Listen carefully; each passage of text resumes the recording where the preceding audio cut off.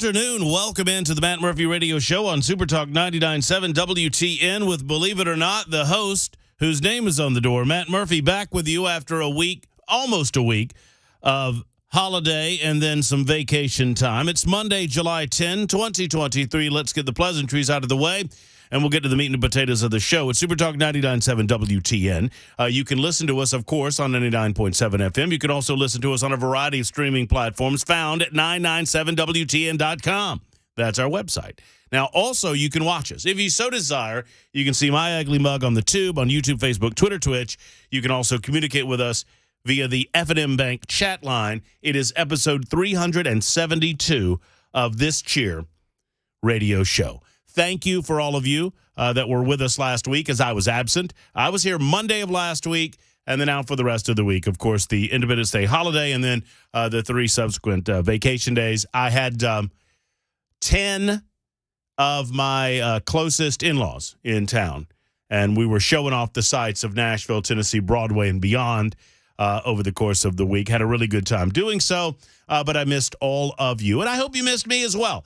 Give me a call. 615-737-9986 is our telephone number. That is also the super text line. You're invited to use that over the course of the day. And we've got several guests to tell you about, and they're all kind of, well, Cameron Sexton will be with us at 1:35. Cameron will be here to talk about the 6th U.S. Circuit Court of Appeals correctly asserting that the state of Tennessee obviously has the ability to provide reasonable restrictions, age-based restrictions on certain procedures that you may or may not get in the state of Tennessee. I'm sure you've heard about this by now, but the 6th Circuit over, was it Saturday? I think it was Saturday, if I'm not mistaken, was good enough to provide a proper ruling, in my opinion, to allow the HB1, the law that prevents minors from receiving certain medical procedures that would permanently alter or harm them. The 6th Circuit said, of course, that can go forward while it is in a court. And it remains in a court, and the ultimate case remains to be decided. We'll talk about that with Cameron Sexton. We'll also ask him his thoughts on the special session that is sure to come. That is expected in mid-August, mid to late August. We will discuss that with him at 1:35. The mayor of Knoxville, Glenn Jacobs, will stop by. Not actually in studio, but he'll stop by via the phone at about 1 o'clock this afternoon. If you don't know Glenn, get to know him because he's a mover and shaker in this state. It would not surprise me one bit if Glenn Jacobs ran for governor at some point. Would not surprise me a bit. He has an op-ed piece in the Tennessee Star today regarding child trafficking, and we'll talk to him about that. We'll talk to him about the left's reaction to the movie Sound of Freedom and the story out of Franklin that I'm going to tell you about in just a moment. We'll also speak with Robbie Starbuck primarily on that story out of Franklin in the 2 o'clock hour. So it's a loaded show for a Monday. Happy to be back with you, and thank you for being back with us.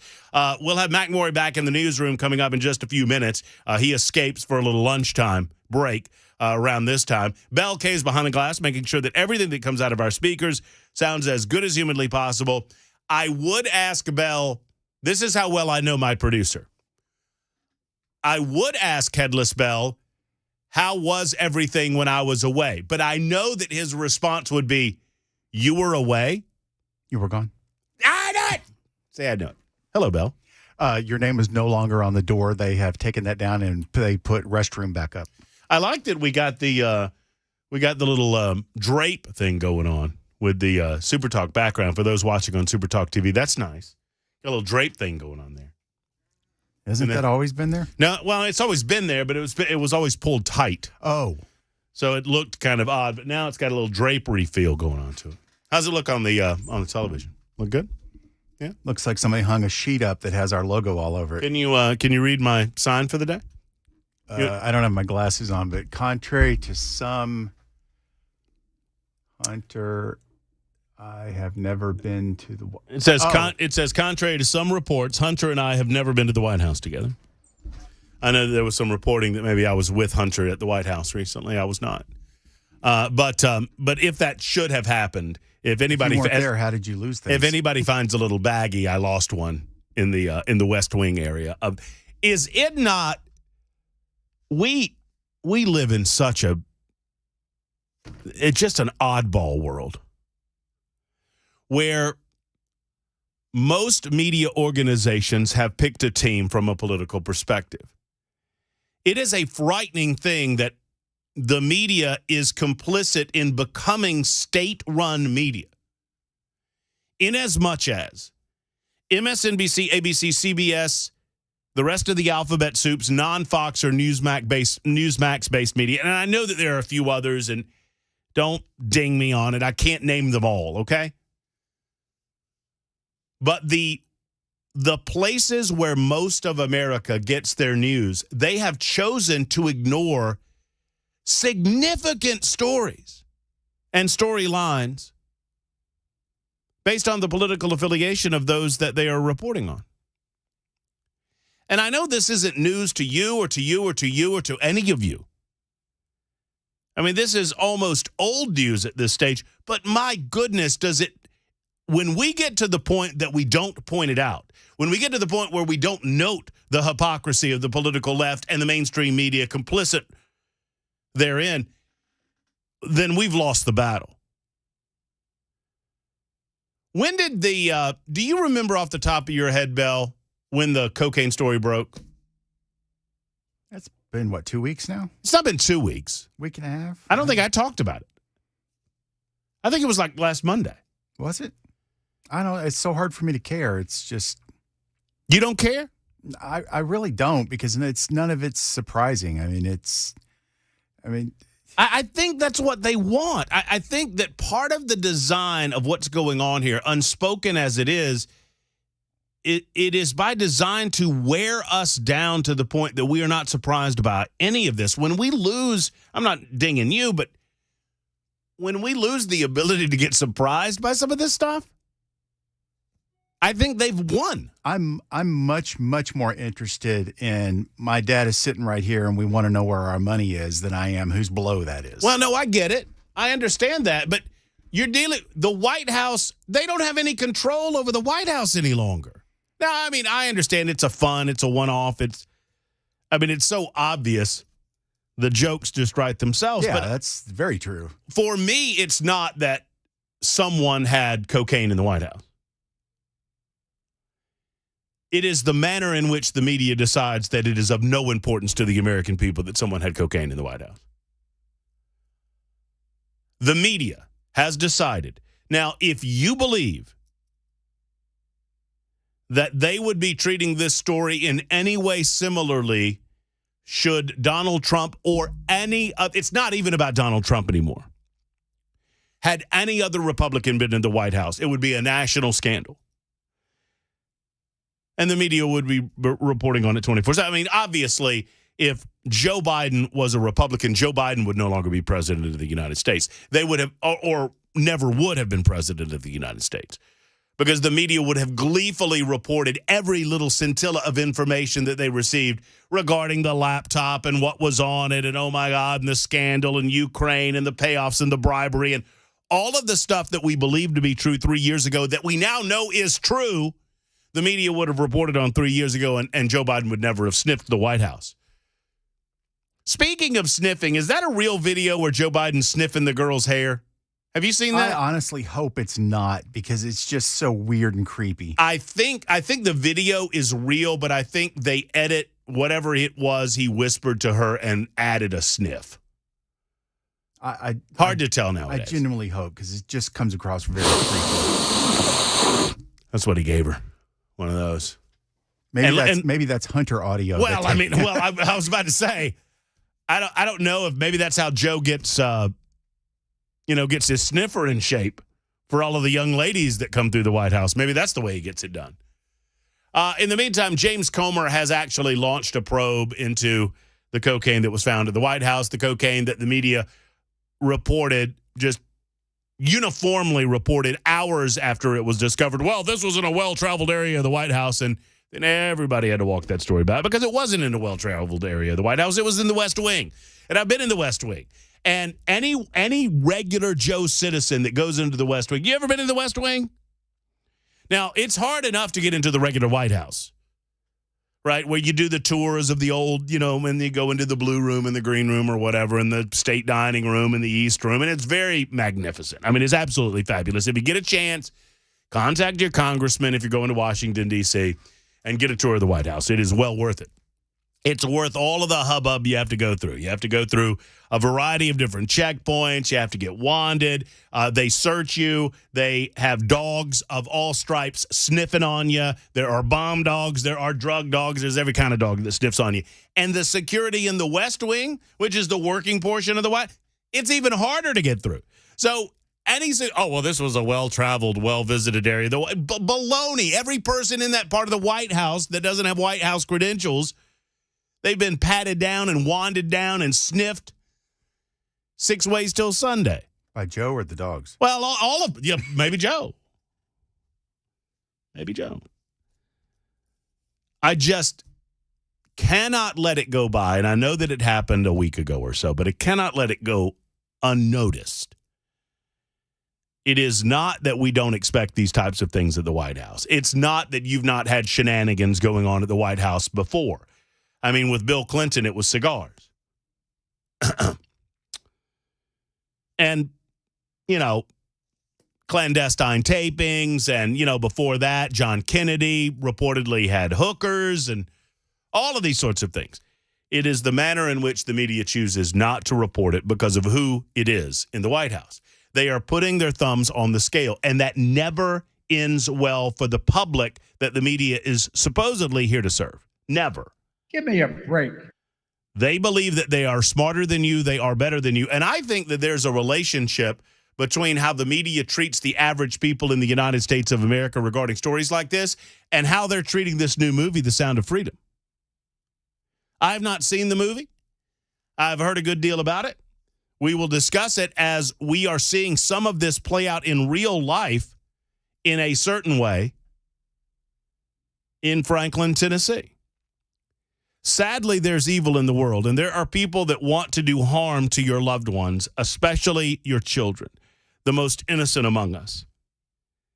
And that reality struck Franklin just this week, as it was revealed that Franklin police are working to identify young children who have been drugged and sexually assaulted by an individual by the name of Camilo Campos, who is apparently a popular soccer coach in Franklin. He's being held and has been charged with rape of a child and the sexual exploitation of a minor.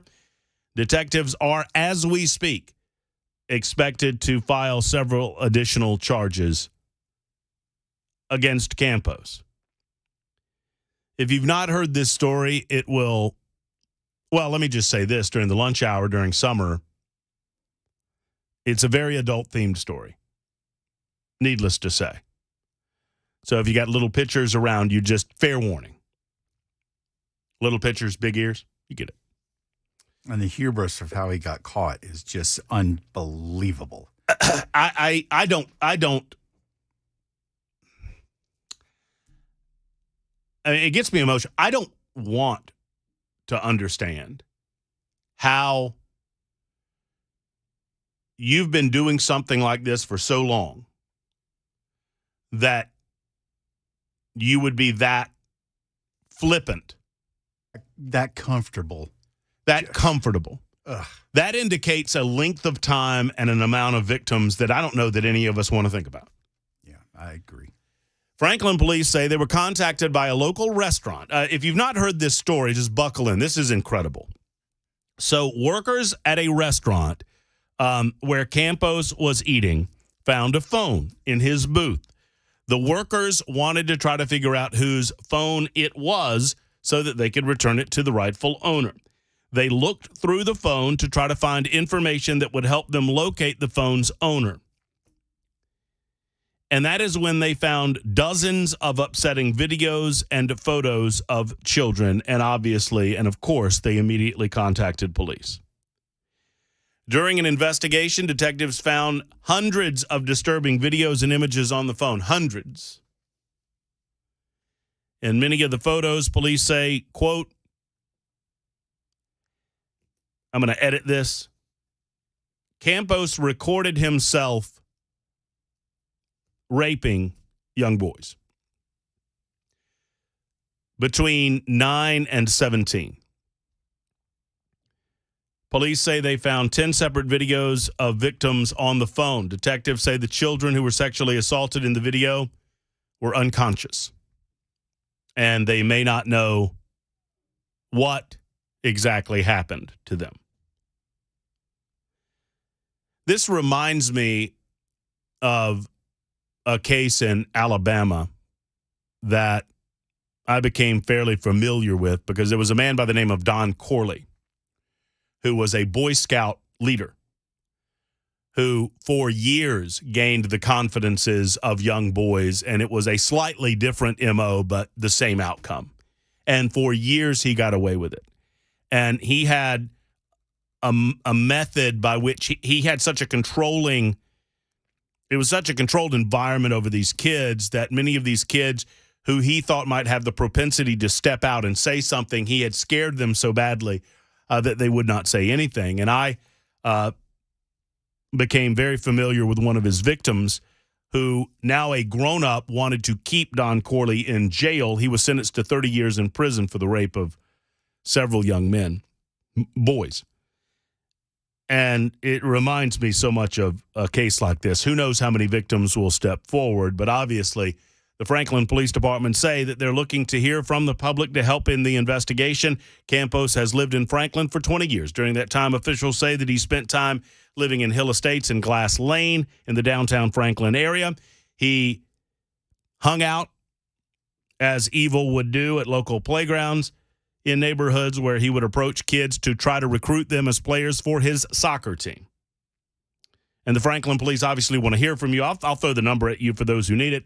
615-794-2513, 794-2513. It brings up a couple of questions. Some have been recurring themes of my show over the years that I've been doing this, and that is, should the sexual rape of a child be punishable by death?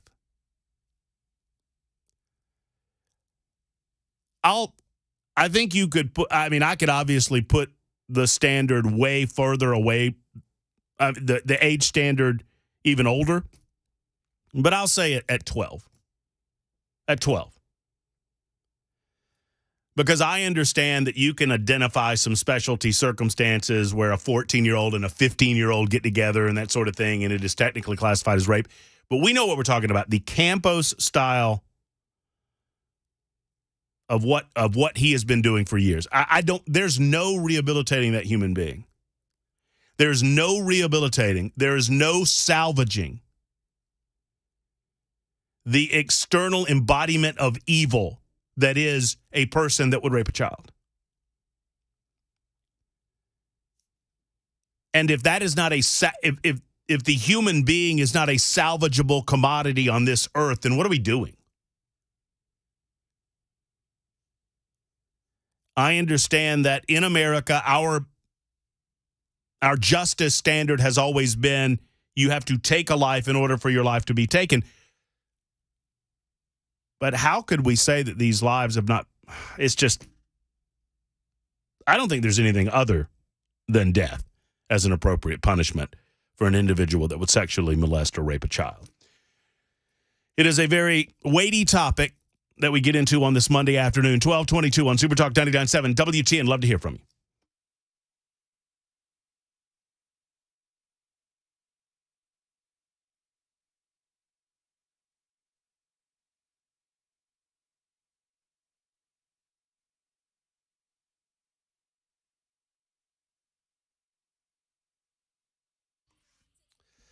Hot. The temperatures will be in the high 80s or the lower 90s for the foreseeable future, and that means the AC is going to be running quite a bit. If you're not getting the results from your air conditioning that you would like, I have a name, Jeff Eddy. I have a name of a company, Efficient Heating and Cooling, and I can tell you that I trust Jeff Eddy in my home. I trust his crews with their knowledge and expertise over the technical side of all of this, and they will tell you what you need to know regarding your unit. They're not going to try to upsell you. They don't work on commission. They don't do it that way.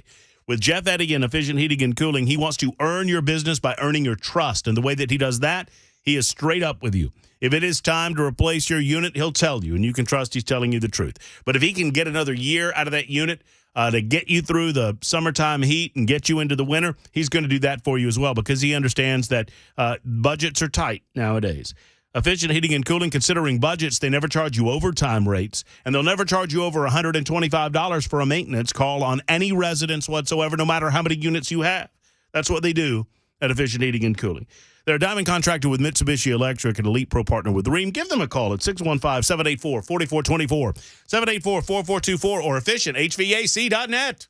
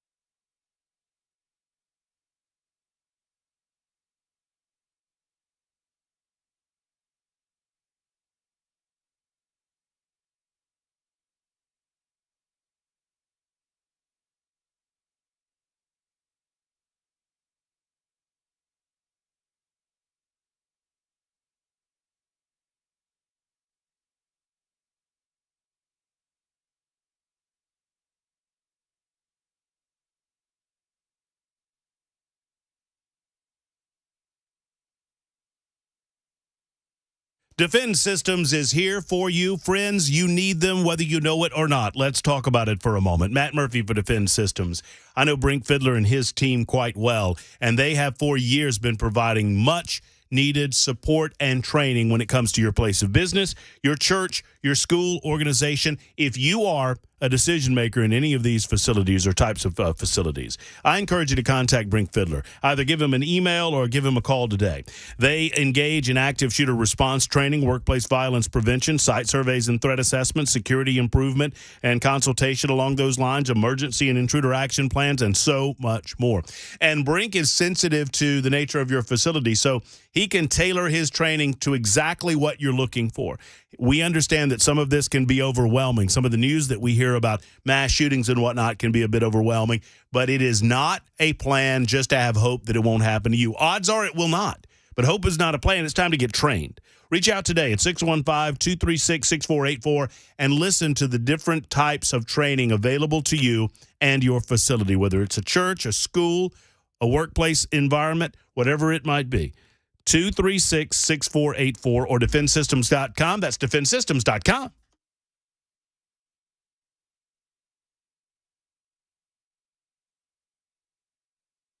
Super Talk 99.7 WTN. It is 1228. Would love to hear from you. 615-737-9986. 615-737-WWTN. John says, welcome back, Matt. Miss me? I did miss you. I missed every single one of you while I was away. It's my understanding that Dan Mandas has been running around while I've been gone shooting his mouth off about his pickleball skills. That's what I understand. It is also my understanding that Mandas was fairly declaratory to his audience on Nashville's Morning News, that or our audience on Super Talk 99.7 WTN, that I was at a pickleball camp during vacation based on the Mandis Murphy Mono on Nerdo Challenge. That I don't know where we are on it because I've been away. I've been non-communicado, so I don't know if we've advanced. I'm a proud member of the Mount Juliet Pickleball Association. I know that. And I have not, despite what you may have heard on Nashville's Morning News, I have not been at any pickleball camp. Don't need to. This was an intensive pickleball training regime. It's different. Involving Jack Daniels and cigars. More on that later when I tell you about my weight loss journey. Anyway, I don't know where we are in the pickleball, but maybe we'll have some updates. Who knows? Maybe we'll have something to announce for you when you come out to J Street Korean Bar and Grill, or Grill and Bar, depending on the way that you want to say it, in Hendersonville on July 26th. Have you gotten your tickets to that yet? I bet you by July 26th, even this group, in 2 weeks, we can come up with a date certain for our pickleball challenge. Surely we can do that. Well, you can join Dan, myself, Brian Wilson, Pamela Furr. I think Johnny B is going to be there for an evening with WTN on July 26th at J Street Korean Grill and Bar. And based on what Mandis said this morning, you might even have the new 9 to noon person there, who is currently unknown to everyone, but I think has been decided on. But they don't tell me any information because that's on a need-to-know basis. But I know this. We'll be there, want you to be there, enjoy an all-you-can-eat dining experience offering an incredible and a variety of fresh, high-quality meats, veggies. Customers can grill it. You can grill at your table while we broadcast live. As a matter of fact, I'll tell you what I'll do for you. If you buy tickets and want me to grill your food for you, I will come by your table and grill it personally. How about that? Each ticket includes your complete meal and a beverage of your choosing, including if you want a glass of wine or something along those lines. Break bread with us as we talk about all the current topics of the day, and maybe you meet some old friends and maybe some new friends. On July 26th, it is at the J Street Korean Grill and Bar. Be with us on Super Talk 99.7 WTN. 12:32, getting to your calls momentarily, getting into it with Glenn Jacobs at 1 o'clock, and Cameron Sexton coming up at 1:35 as we say Happy Monday on Super Talk 99.7 WTN.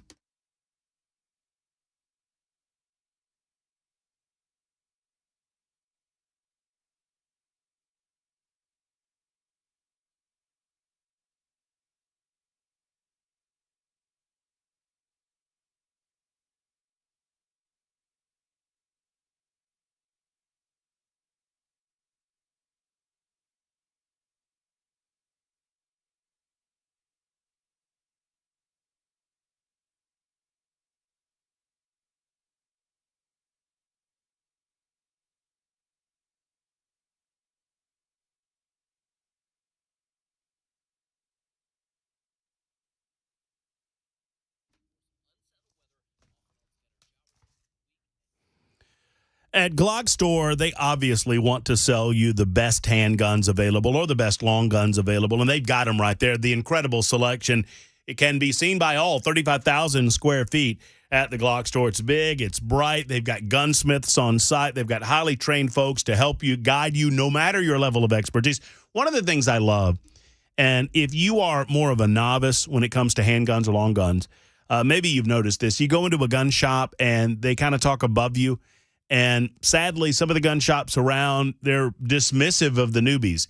At Glock Store, they're welcoming to all training levels, and they want you to get trained. It's such an important component of owning a gun, and believing in the Second Amendment is understanding how to use it and when to use it. That's where Shoot 270 comes in. The Shoot 270 memberships are available at the Glock Store. You also have the tactical shooting rooms, not shooting lanes, because life doesn't happen on a shooting lane. These are shooting rooms that better simulate real-world environments and how you would shoot should it come to that in a real-world environment. So they have helpful employees, whether you know a lot about guns or nothing, and they've got these great tactical shooting rooms, plus all the Glocks you can shake a stick at. It's the world-famous Glock store. I'll be there today, as a matter of fact, right after the show, doing a little training with Dan the Man this afternoon. So stop by and see me, or simply walk through the beautiful showroom at the Glock store. It's glockstore.com or shoot270.com. One of the big words being thrown around in the investing world right now is this one. You may have heard it. Fiduciary. The idea that the investment advisor has to keep your interest first when they give advice. Now, it's being used in a marketing sense right now, and one of the things that I found fascinating, there was a study by the University of Southern California and Indiana University. They looked at investment advisor portfolios, and they found that they were making basic academic mistakes in the management of their own portfolios. And the question that they asked was, if they can't even keep their own best interest first, how are they going to keep your best interest first? That was the question.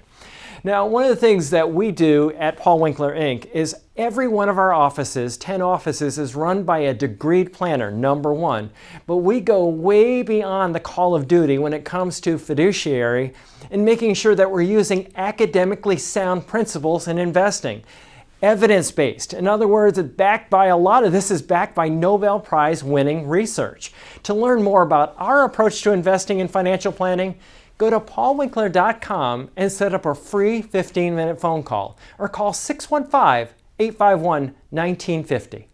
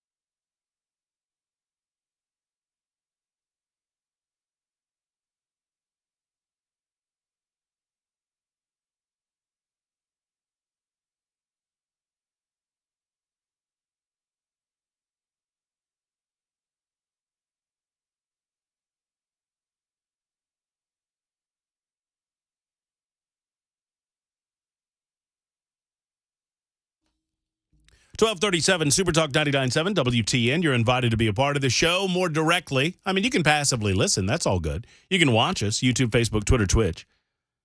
Or you can also join in the fun, 615-737-9986. The last thing that I heard before the mics and the cameras went live was get your finger out of your nose. My finger was not in my nose. I had my hand like this. It looked like it was on camera, and perception is reality, which is why I was telling you. And I was looking like this. If you're watching on TV, this is the way I was looking.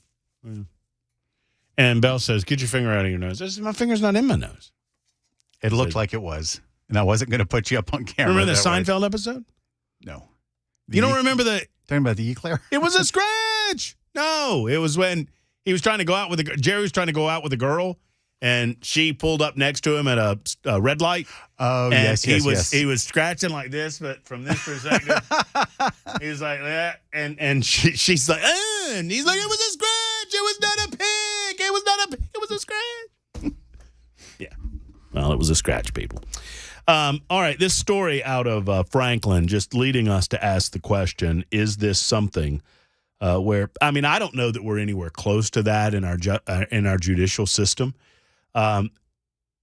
We've talked about it as a public quite a bit, but if there is no rehabilitation for these individuals, is it cruel and unusual punishment, which the Eighth Amendment to the Constitution of the United States prohibits, to suggest that the only justifiable punishment for someone who would sexually molest a child is to kill them? Many of you on the super text line, 615-737-9986, believe that it is the only justifiable punishment. If the Franklin man is found guilty of what he's being accused of, my penalty for him would be to only head exposed. Yes, there's a lot of vengeance. Look, I understand. Here's the standard by which I would delineate. There's a lot of people out there telling us in intimate detail how they would kill this guy. That is vengeance. That's revenge. And I understand why, from an emotional standpoint, when we start thinking about this, I get choked up contemplating what these children have gone through. But anytime you discuss appropriate and justifiable punishment, we have to maintain a degree of separation between ourselves and the evil that we want to punish. Does that make sense to everyone? Vengeance or revenge is a natural reaction to monsters like this. But it's also no way to run a court.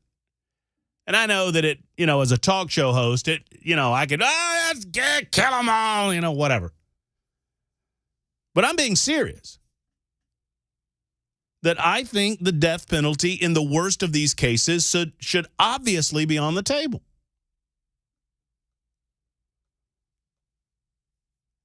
And in this case, we don't have any further details on the Campos case. We don't have any further details outside of that the Franklin police want to hear from you. They do not know how many victims they're dealing with. No victims came forward. It was by chance, as we mentioned at the beginning of the show, that this individual left his phone at a restaurant, and the people apparently wasn't locked or anything. I mean, but what is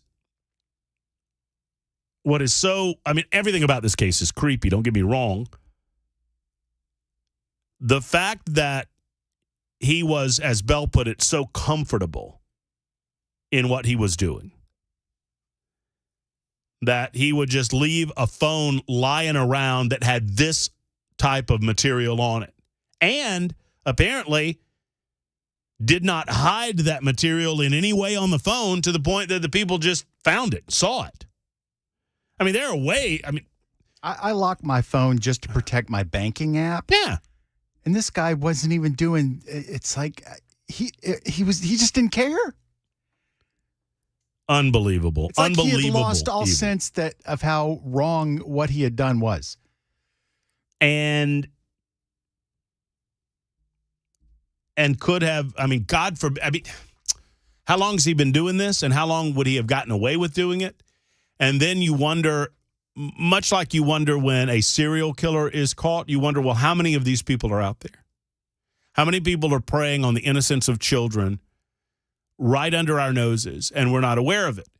Now, I don't know how deep the rabbit hole goes when it comes to child trafficking. I don't know how deep the rabbit hole goes when it comes to this type of activity in the United States of America or in the world. But sadly, we live in a world now when individuals try to bring this to the forefront of attention, as uncomfortable as that might be.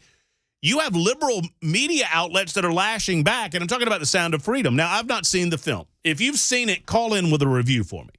I'd love to hear from you. It has Jim Caviezel in it, who is best known for playing Jesus Christ in The Passion of the Christ, which is an incredibly powerful movie. I mean, it's based on a pretty incredibly powerful story. And he now is in this film, Sound of Freedom, which is the somewhat fictionalized story of a man by the name of, was it Tim Ballard? It's either Tim or Tom. And my story just went away. And unbelievably, this story is about Tim. It's Tim Ballard. Is about a man who dedicated his life first through the power of the Department of Homeland Security and then independent of the Department of Homeland Security because he believed that there were too many hoops to have to jump through to try to save children. This is an accounting of his life. It is based on a true story. So a lot of the incidents that you see or a lot of the scenes that you see in the movie are based on a true story. But obviously, as cinema will do, they have fictionalized certain aspects of these incidents in order to build the suspense for the film and to make the storyline go a little bit better. Well, because of that, organizations like Rolling Stone and these other leftist media outlets are just trashing the movie. They're trashing it because Mel Gibson likes it. They're trashing it because Jim Caviezel's in it. They trash everything and anything that has to do with Christian faith, apparently, and they're declaring it a QAnon conspiracy that child trafficking is going on at all. That is what how do you make that criticism and not make it sound like you're defending child sex trafficking? Listen to, I have the review pulled up. And they go after QAnon, although they can't quite precisely define what QAnon is. I mean, QAnon, they've just decided that this is a group that actually exists. I don't even know that it's a group that's real. It's a collection of nonsensical, ridiculous conspiracy theories online, some of which are born of truth. Child trafficking is real. Child trafficking happens. Human smuggling is real. Human smuggling happens. But for the Rolling Stone, in their review, well, just listen to what they say. This is their conclusion about the film. There is visible suffering all around us in America. There are poor and unhoused and people brutalized or killed by police. There are mass shootings, lack of health care, climate disasters, and yet over and over, the far right turns to these sordid fantasies about godless monsters hurting children. Now, as in the 1980s, I want you to, I'm gonna rewind this for a second because I want to set this up better. I want you to think about, and I understand Rolling Stone isn't on your radar screen as any media outlet that anyone's going to pay attention to, but this is the way that the godless political left thinks. And I promise you that Rolling Stone is speaking for the MSNBC and the CNNs of the world when they declare garbage like this, or the New York Times or whatever. I'm going to read this paragraph to you about their ultimate conclusions about a film dealing with child trafficking. And I want you to, as I read you this paragraph, I want you to think about the story that I just told you out of Franklin, Tennessee. A story that apparently has been going on for 20 years, involving a man who was actively going to playgrounds to groom children under the premise that they would be joining his soccer team, only to get them over to his house to drug them and to rape them. Yet the Rolling Stone says that this is just, all of this is just nonsense and it's a fantasy. Here's their conclusion. There is visible suffering all around us in America. There are poor and unhoused, people brutalized or killed by police. There are mass shootings, lack of health care, climate disasters, and yet over and over, the far right turns these sordid fantasies about godless monsters hurting children. Fantasies about godless monsters hurting children. Now, as in the 1980s satanic panic, they won't even face the fact that most kids who suffer sexual abuse are harmed not by a shadowy cabal of strangers, but at the hands of a family member. To know thousands of adults will absorb Sound of Freedom, this vigilante fever dream, and come away thinking themselves better informed on a hidden civilizational crisis, well, it's profoundly depressing. Worse still, they'll want to spread the word. So the Rolling Stones' entire argument against a movie that details the tragedy and the evil of child trafficking, their entire argument is, well, they're making it seem like it happens more than it really does. One, I can't speak to that because I've not seen the movie. But even if that's true, isn't one instance too much? Is it one individual like Camilo Campos one too many? Isn't any awareness of what's happening with children around the world a good thing? Apparently not, according to them. They're literally taking up for the individuals that commit these sort of acts by saying, well, this doesn't happen that often. Come on. And when it happens, more often than not, it's happening with a family member. As if that makes it any better. I don't think anyone going to see this movie, and certainly not myself when I go see it, is worried about whether or not the individual committing these heinous, evil acts are family members or not. We want to find them all and stop them all.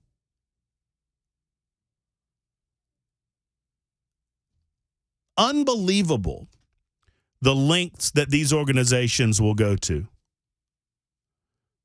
defend what they, even if not to defend what they consider their side, but to offer a little credit for individuals that they consider to be the enemy. And you know, the mainstream media, those responsible for putting out entertainment options for the masses, they passed on this. Actually, a division of Disney bought the rights to the movie and then parked it. Now, maybe they didn't like it anymore, but the independent those that wanted to see this movie produced, the independent filmmakers that were actually the creative push behind this before selling it to the offshoot of Disney, they had to fight to get the rights back so that they could release it at all. Netflix passed. Amazon Prime passed. All of these media outlets passed on this project. Why? Now, I guess one could say that they didn't feel like it would be a story that people would want to hear. Okay. But why would you actively attempt to prevent the independent filmmakers from getting the rights of the film back so they could pursue their own path of release? Disney parked it. Then when it did come out, it kicked their ass at the box office. Yeah. I mean, yeah, it beat Indiana Jones yes, July 4th, right? Did. No, it's obviously a movie that people are interested in seeing. And you know what? These same outlets like Rolling Stone, they trashed Passion of the Christ, too. Why would you trash Passion of the Christ unless you are anti-Christ? Oh, it's too graphic. Oh, showing what actually happened to Jesus Christ is too graphic? 1251, Super Talk 99.7 WTN. I promise I've monologued enough. I'll get to your calls momentarily right after this.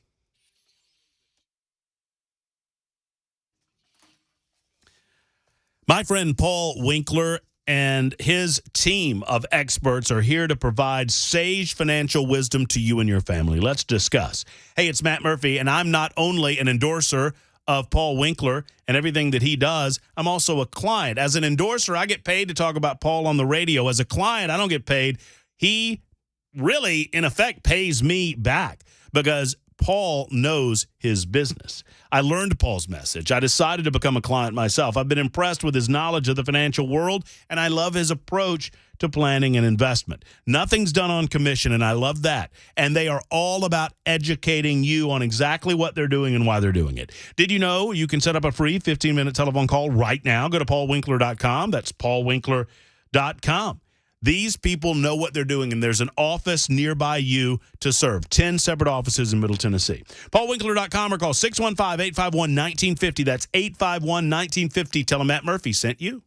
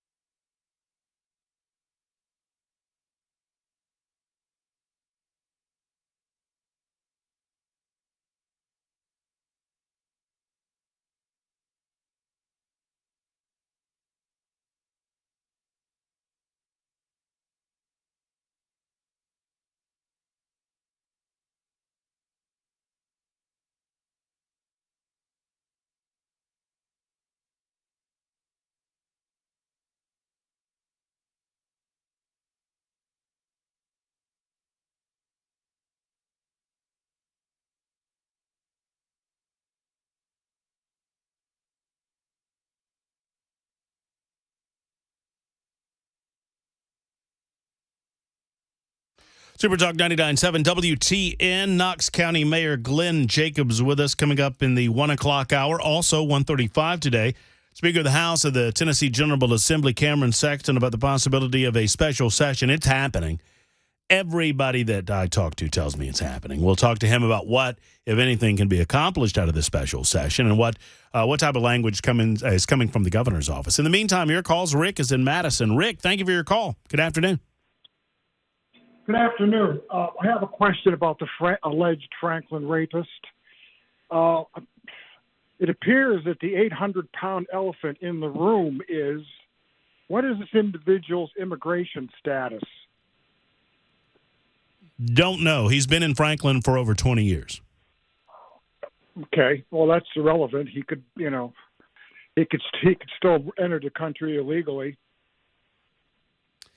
Yeah, I mean, Correct? I'm certain that we'll find out. I don't assume that Camilo Campos is an illegal alien because of his heritage, but at the same time, if he is, that's a factor that we need to know. I think we'll find it out, Rick. Okay, because just, the fact that Nashville is a sanctuary city. Franklin's not. I'm a little more concerned with finding the amount of people that he has reportedly raped and getting those children the justice that they deserve. I'm not dismissing what Rick's saying. That's just kind of secondary to the big point. For me, 2 more hours to go. Super Talk 99.7 WTN.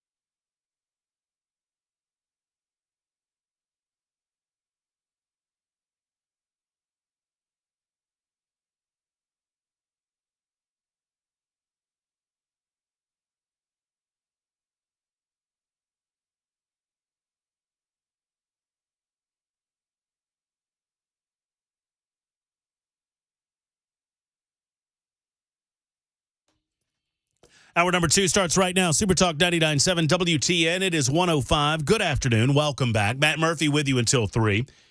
Brian Wilson in the drive from 3 until 7. Hail, hail, the gang's all here. Nashville's Morning News. Matt Murphy, Brian Wilson. I was out last week. I guess Brian was. Dan was here all week. Good for him.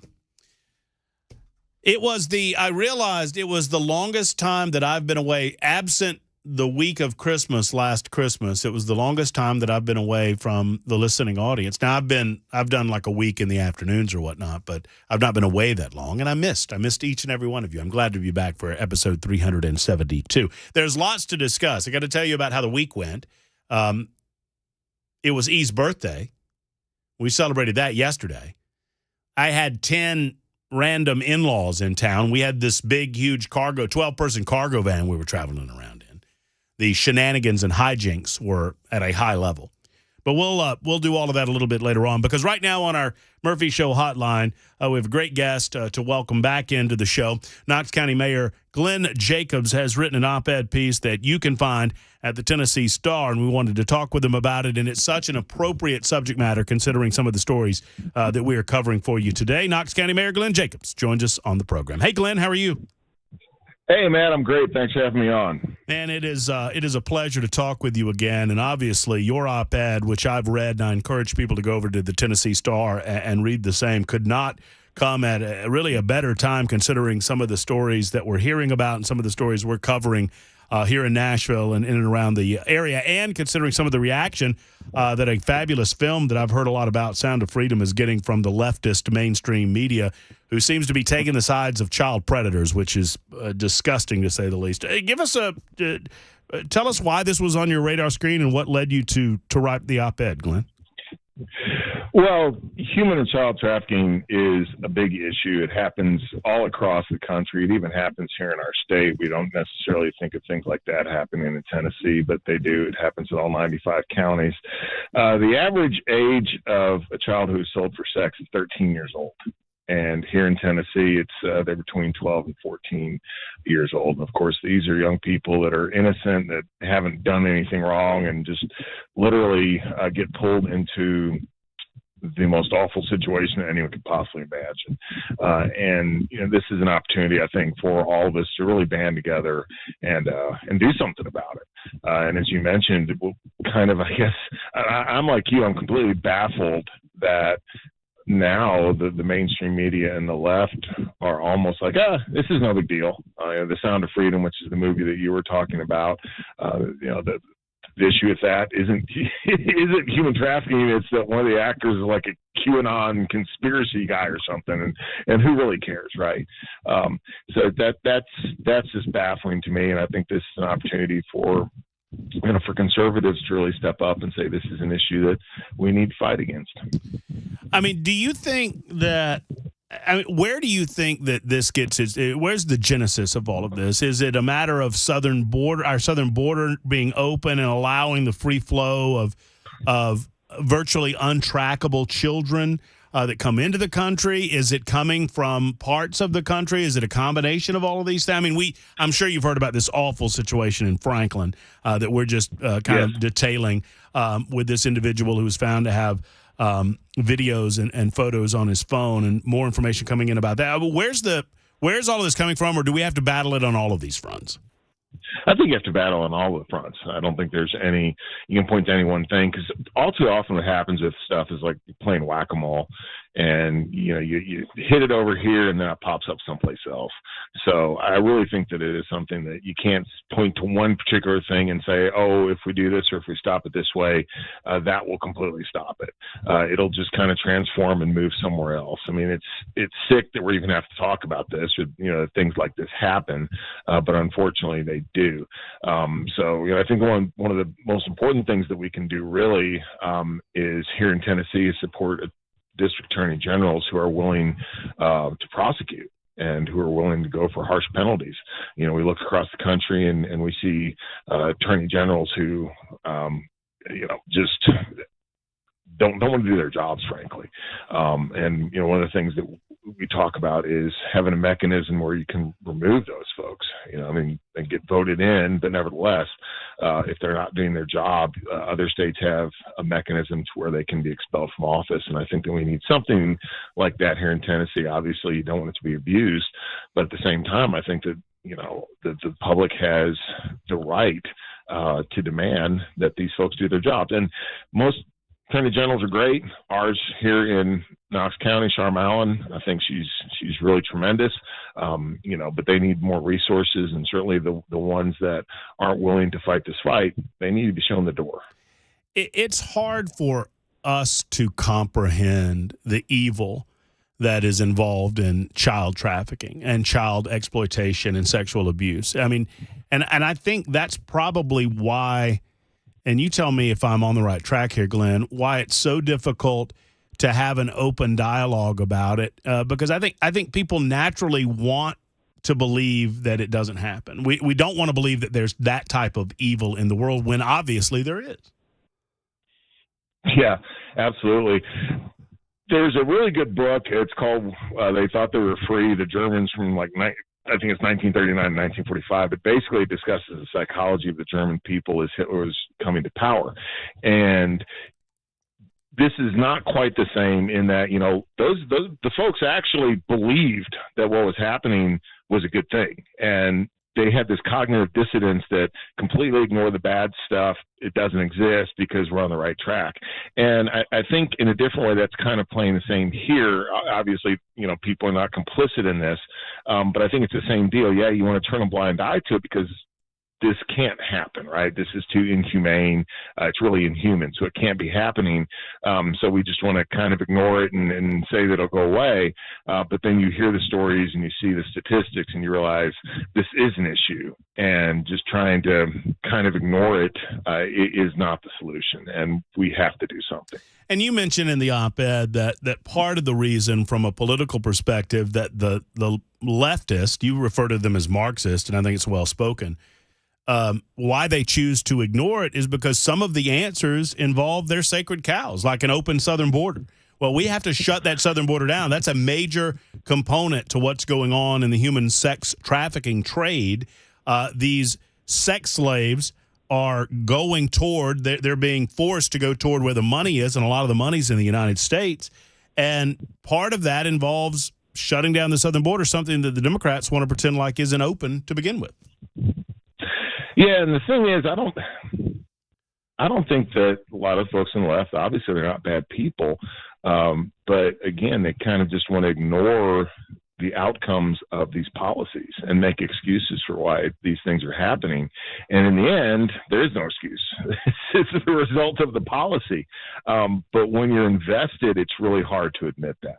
And then we look at, just the way that when we talk about things like the underage drag shows, all age drag shows, and the gender mutilation stuff with minors, really those are all things that are policies that are going to have very detrimental outcomes. But it's like the left is so tied into whatever narrative, whatever issue, or whatever special interest group that they would prefer to ignore what in the past we would have just said is common sense, right? And now they have to tie themselves so closely that they can't actually say, hey, maybe this isn't the best idea. And with the case of human and child trafficking, I don't think that if you were actually like kind of shoving people's faces, they would be appalled. And that's probably part of it, is the fact that, you have these policies we're actually contributing to this.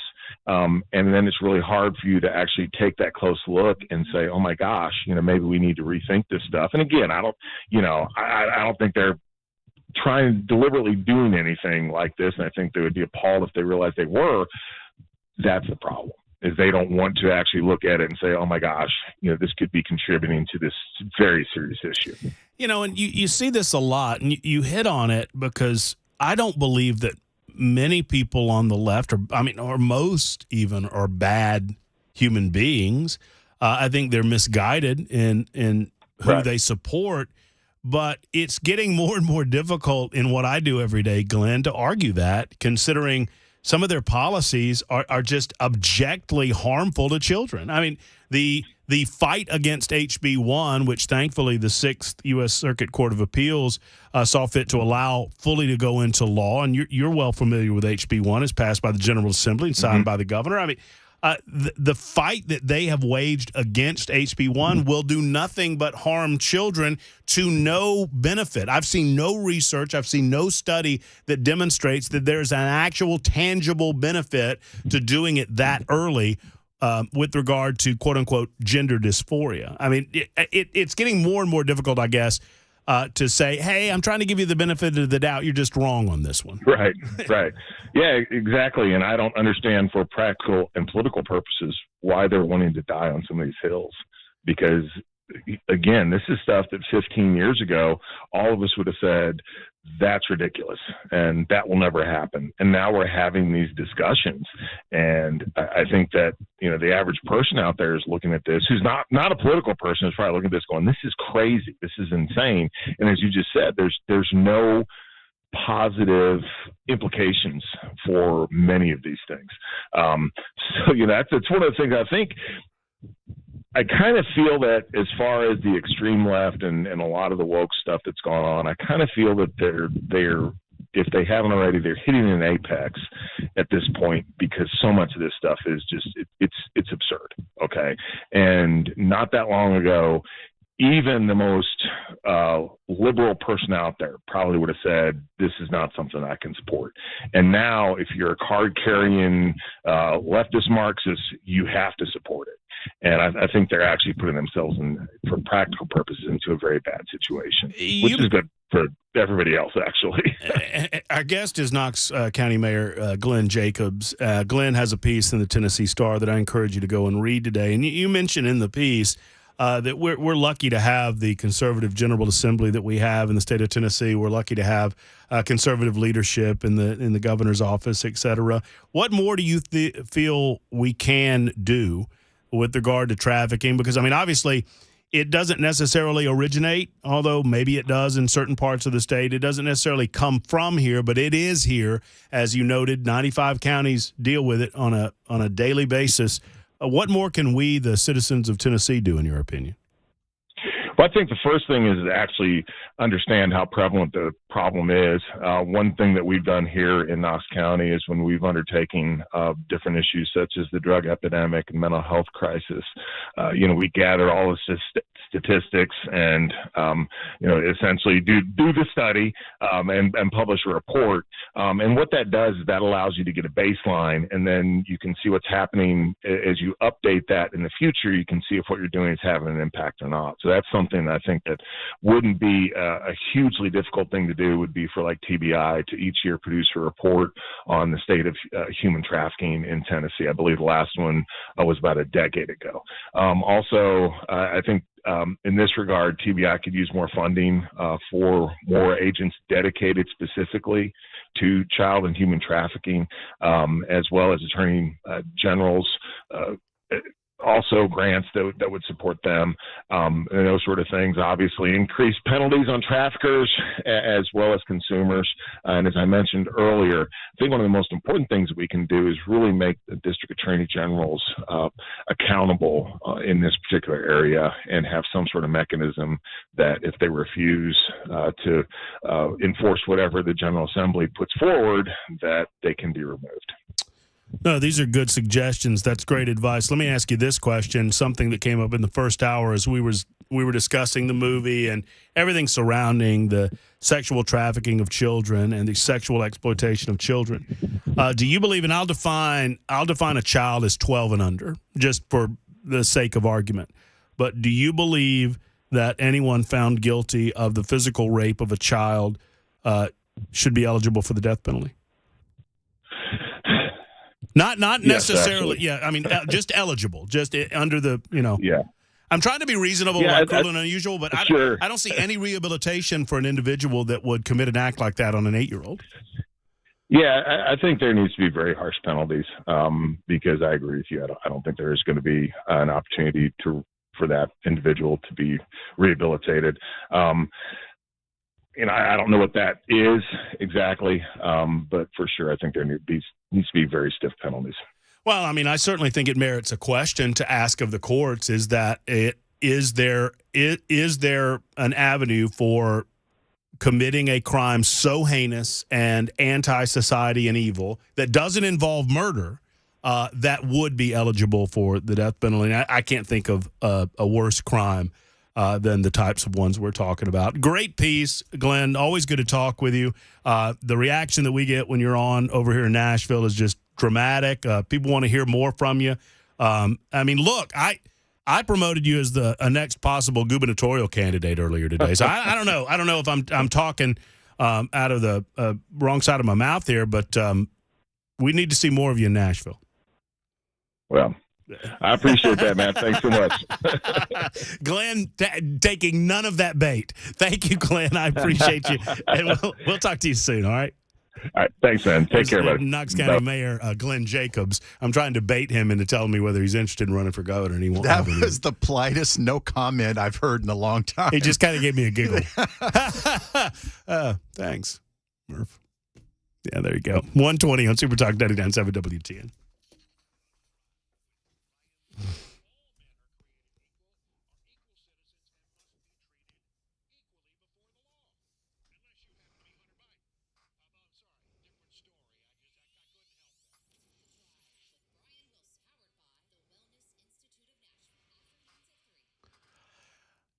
Let's talk for a moment about, well, pain. Now, I know it's a subject that you don't normally bring up. Maybe you have experienced pain and you're just trying to get over it, popping pills, feel like it'll go away on its own.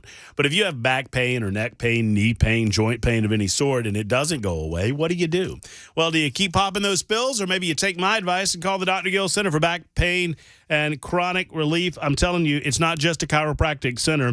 They have state-of-the-art industry equipment, modern equipment, and they were the first to bring some of these therapies to Middle Tennessee, like decompression therapy as an example. They do spinal decompression, red light therapy, class 5 lasers. They reduce inflammation in the body, reduce pain, swelling, and accelerate healing. So if you've had neck pain, back pain, knee pain, hip pain, whatever your pain might be and wherever it might be coming from, give a call to the Dr. Gill Center. They can get you pain-free this summer. 615-882-4838. 615-882-4838. It's the Dr. Gill Center. Don't take a pill. Call Dr. Gill.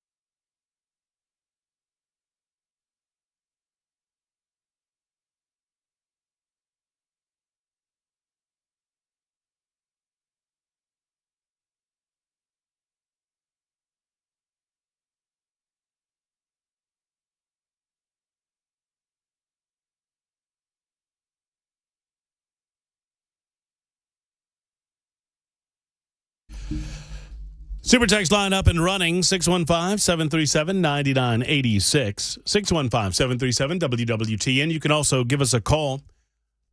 We are available via the phone lines during the lunchtime hour and beyond until 3 o'clock today on Super Talk 99.7 WTN. Ex-U.S. gymnastics Dr. Larry Nassar, who is serving multiple life sentences in prison, was stabbed multiple times.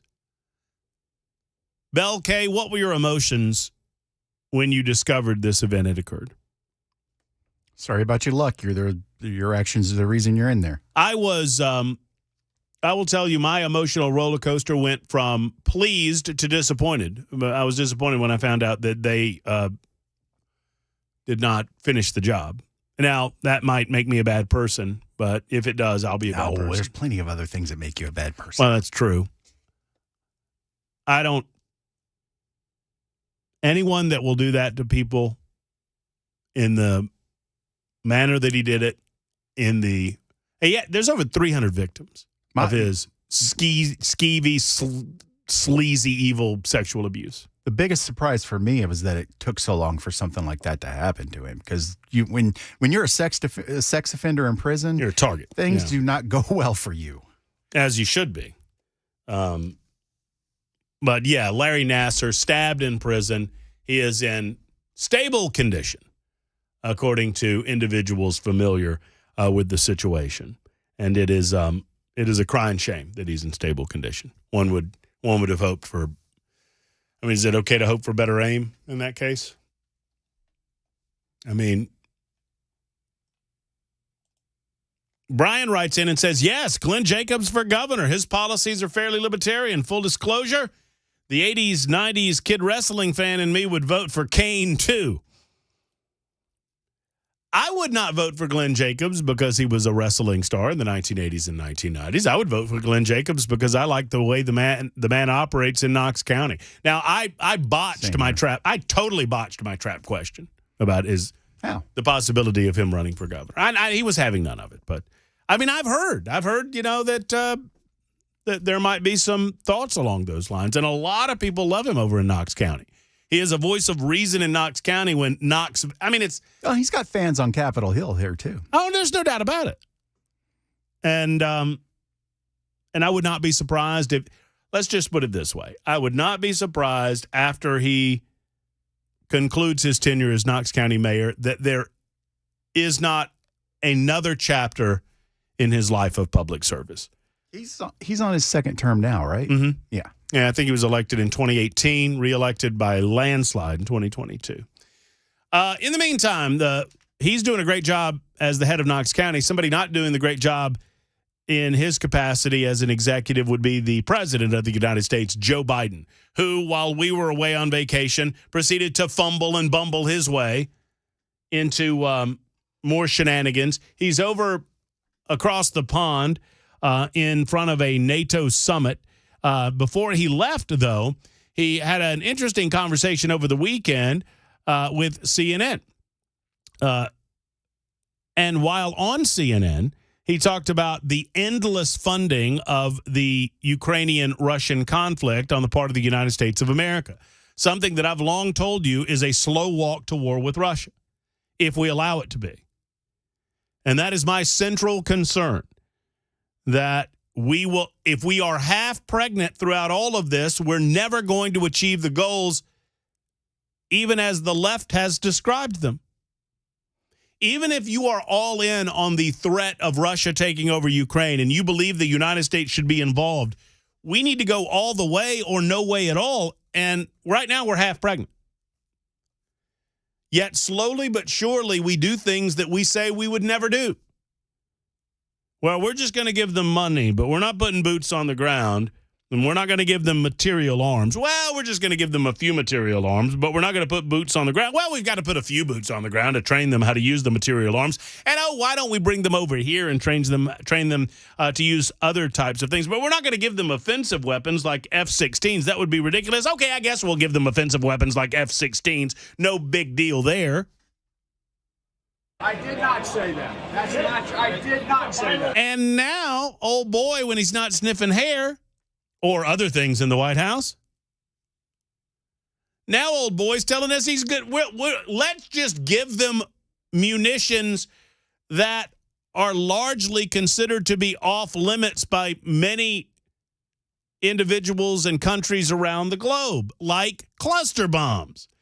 Why are we giving them cluster bombs? The president explains. What made you change your mind and decide to give them these weapons? Two things, Fareed, and it was a very difficult decision on my part. And by the way, I discussed this with our allies, discussed this with our friends up on the Hill, and we're in a situation where Ukraine continues to be brutally attacked across the board by munitions, by these cluster munitions that have dud rates that are very, very low, very high, that are a danger to civilians, number one. Number two, the Ukrainians are running out of ammunition. The ammunition that they call them 155 millimeter weapons. This is a war relating to munitions, and they're running out of that ammunition, and we're low on it. And so what I finally did, took the recommendation of the Defense Department to, not permanently, but to allow for, in this transition period where we get more 155 weapons, these shells for the Ukrainians, to provide them with something that has a very low dud rate. It's about I think it's 150, which is the least likely to be blowing. And it's not used in civilian areas. They're trying to get through those trenches and then stop those tanks from rolling. And so, but it was not an easy decision, and we're not signatories to that agreement, but it took me a while to be convinced to do it. But the main thing is they either have the weapons to stop the Russians now keep them from stopping the Ukrainian offensive through these areas, or they don't. And every time he talks, for any length, I end up with this same, like, what in the hell is he talking about? In the midst of that conversation, he proclaimed to enemies of the United States of America that we're low on ammunition. So since we're low on ammunition, we're just going to give some cluster bombs. And we think it's wrong that the Russians use cluster bombs against the Ukrainians, so we give the Ukrainians cluster bombs so they can use them against the Russians. More on that coming up. It's 1:32, Super Talk 99.7 WTN. This first, and coming up in just a moment, Speaker of the House, Cameron Sexton.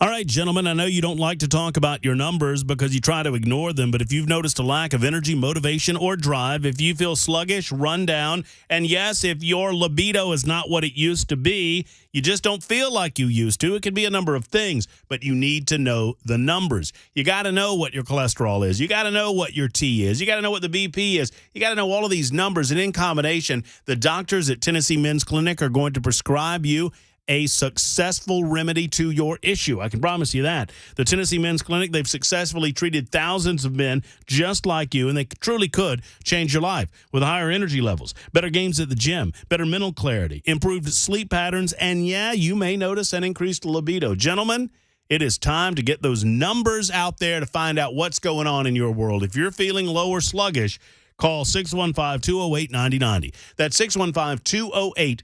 Or go to TennesseeMen'sClinic.com. 2 convenient locations to serve, one in Midtown Nashville, the other in Franklin and Cool Springs. It's Tennessee Men's Clinic.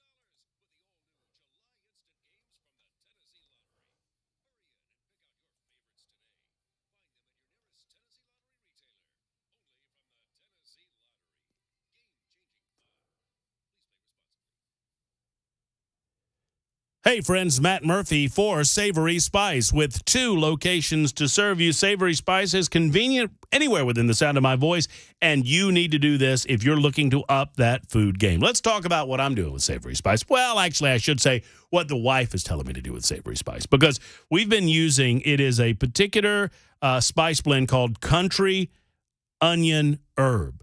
And I know we have used this Country Onion Herb, which is available exclusively from Savory Spice. We've gotten a lot of veggies from the farmer's market, and particularly squash and zucchini, because I love, on the new diet, I put the squash and zucchini on the grill, just a little bit of olive oil and the Country Onion Herb spice, and it spices up veggies. It makes them palatable. I'm not that much of a veggie guy, but I'm more of a veggie guy now than I used to be. Thank you to Savory Spice. When we get the salmon or we get one of those delicious proteins and put those on the grill, we utilize Savory Spice as well. And you know me, I love that alderwood smoked sea salt. I strongly encourage you to try some when you go by Savory Spice. Up the food game by upping the spice game, and you up your spice game through Savory Spice. One location's at L&L Market on Charlotte Pike in Nashville. The other right off the square in Franklin. Tell them Matt Murphy sent you, to Holly, David, and the rest of the crew at Savory Spice. All right, Super Talk 99.7 WTN 137. While I was away, I guess it was Saturday, the 6th U.S. Circuit Court of Appeals ruled in Attorney General Skermetti's favor and Tennessee's favor with regard to HB 1, allowing the full effect of that law to go into effect. It was planned to go into effect July 1. It is now fully in effect. And to speak on this and the possibility of a special session, we welcome back a gentleman we haven't spoken to in a hot minute, giving him a little summer break. It's Speaker of the House, Cameron Sexton, and he joins us this afternoon. Hey, Cameron, how are you? I'm doing good, Matt. How are you? I'm well. Your summer going okay so far? Doing pretty good. Pretty good. Thank you for asking. Y'all aren't planning anything later on in the summer. More on that in a moment. We'll talk about yeah, there's nothing else going on. I'm certain, like many other lawmakers that we've spoken with and spoken to both on and off the air, I'm certain you were pleased with the outcome of the 6th U.S. Circuit. It's not to completion as of yet, but just speak about this outcome and your expectation in the next steps. Yeah, so I mean, we're happy with it. You know, General's Committee did a quick appeal to the circuit, and they had a 3-judge panel that took a look at it by a decision of 2-1. They overturned the lower court's decision. So, you know, the first decision didn't take out the surgeries for gender reassignment, so that was still not allowed in Tennessee. The decision earlier was about medication uses for that type of procedure and puberty blockers. And so by a 2-1 decision, they reinstated the Tennessee law, which is great news for us here in Tennessee. I think it's made national news today, as I've seen it around.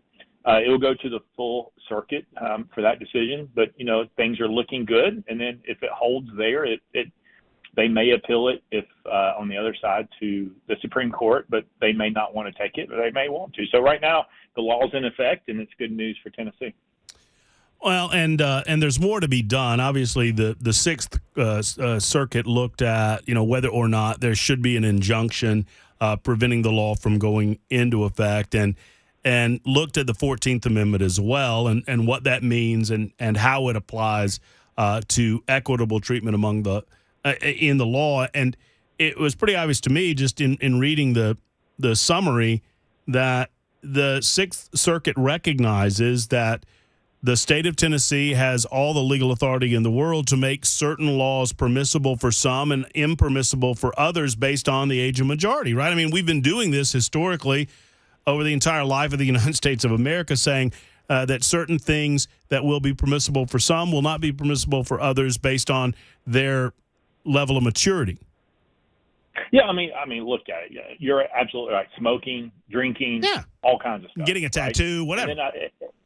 And then also in that decision, I believe they also discussed about the discrimination that they tried to bring up, and they're like, it's not a protected class under the discrimination law, so that doesn't apply either.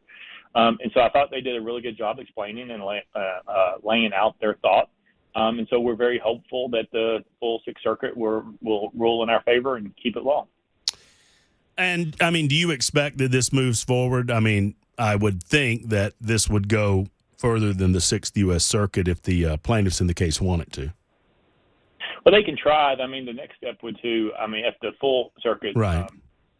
continues with the same direction that the 2-1 decision did, then they would have to appeal to the Supreme Court, but it's not guaranteed that the Supreme Court would want to take up that case. And if they didn't, then that decision would stand. And so we feel pretty good about where we're at. I appreciate Journals Committee and his staff for defending the law, which we always thought was constitutional. The interesting thing is, when the lower court made their decision, you saw all the liberals run out and talk about how this was, we're just doing things unconstitutional, and it's glad they won. And then you had this decision, and you haven't heard anything from them.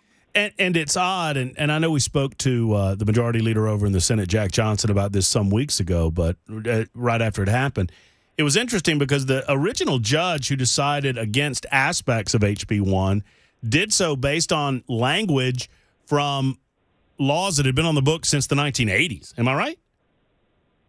Yeah, I mean, I believe so. Look, I think, the left and the liberals are going to say, oh, look at all these lawsuits. We're passing laws where we're being sued. Well, that's the name of the game on the left. All they want to do is when they disagree with what a red state's doing or what a General Assembly is doing, they're going to run out and sue you. And so just being sued because they don't agree with it doesn't mean much to me. And so I'm happy at this point that the court has reaffirmed the law as constitutional and put it back in place. It's good news for our state, good news for children, and it's good news for parents.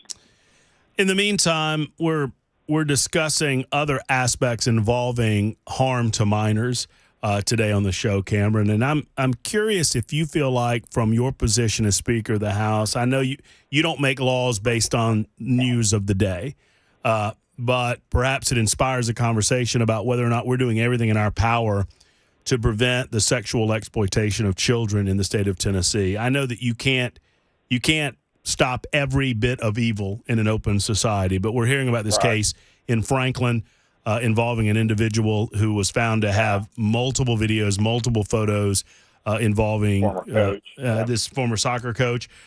Is there anything more that comes to mind that the state can do to give local authorities the necessary resources to try to prevent as much of this as possible? Yeah, I mean, former Representative Jim Coley had a lot of ideas and legislation that he passed. We've continued the effort. I think we're willing to help law enforcement any way they can. I mean, these predators is what they are. They just, in my opinion, and truth in sentencing and stuff like that, put these individuals in jail for a very long time, and that's where they need to be.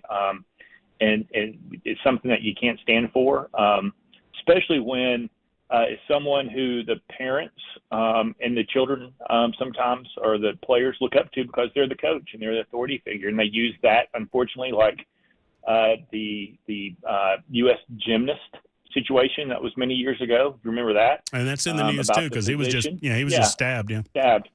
And so it's appalling. And so we need to do a job of maybe there's some things that they can do to check backgrounds and stuff. But you're not, it's kind of like with special session coming up. You're not going to stop evil people from doing evil things. I mean, if they want to harm people or do things, that's what they're going to do. You can try your best to limit and hold them accountable and get to it quickly. But you just can't stop evil every single time, unfortunately.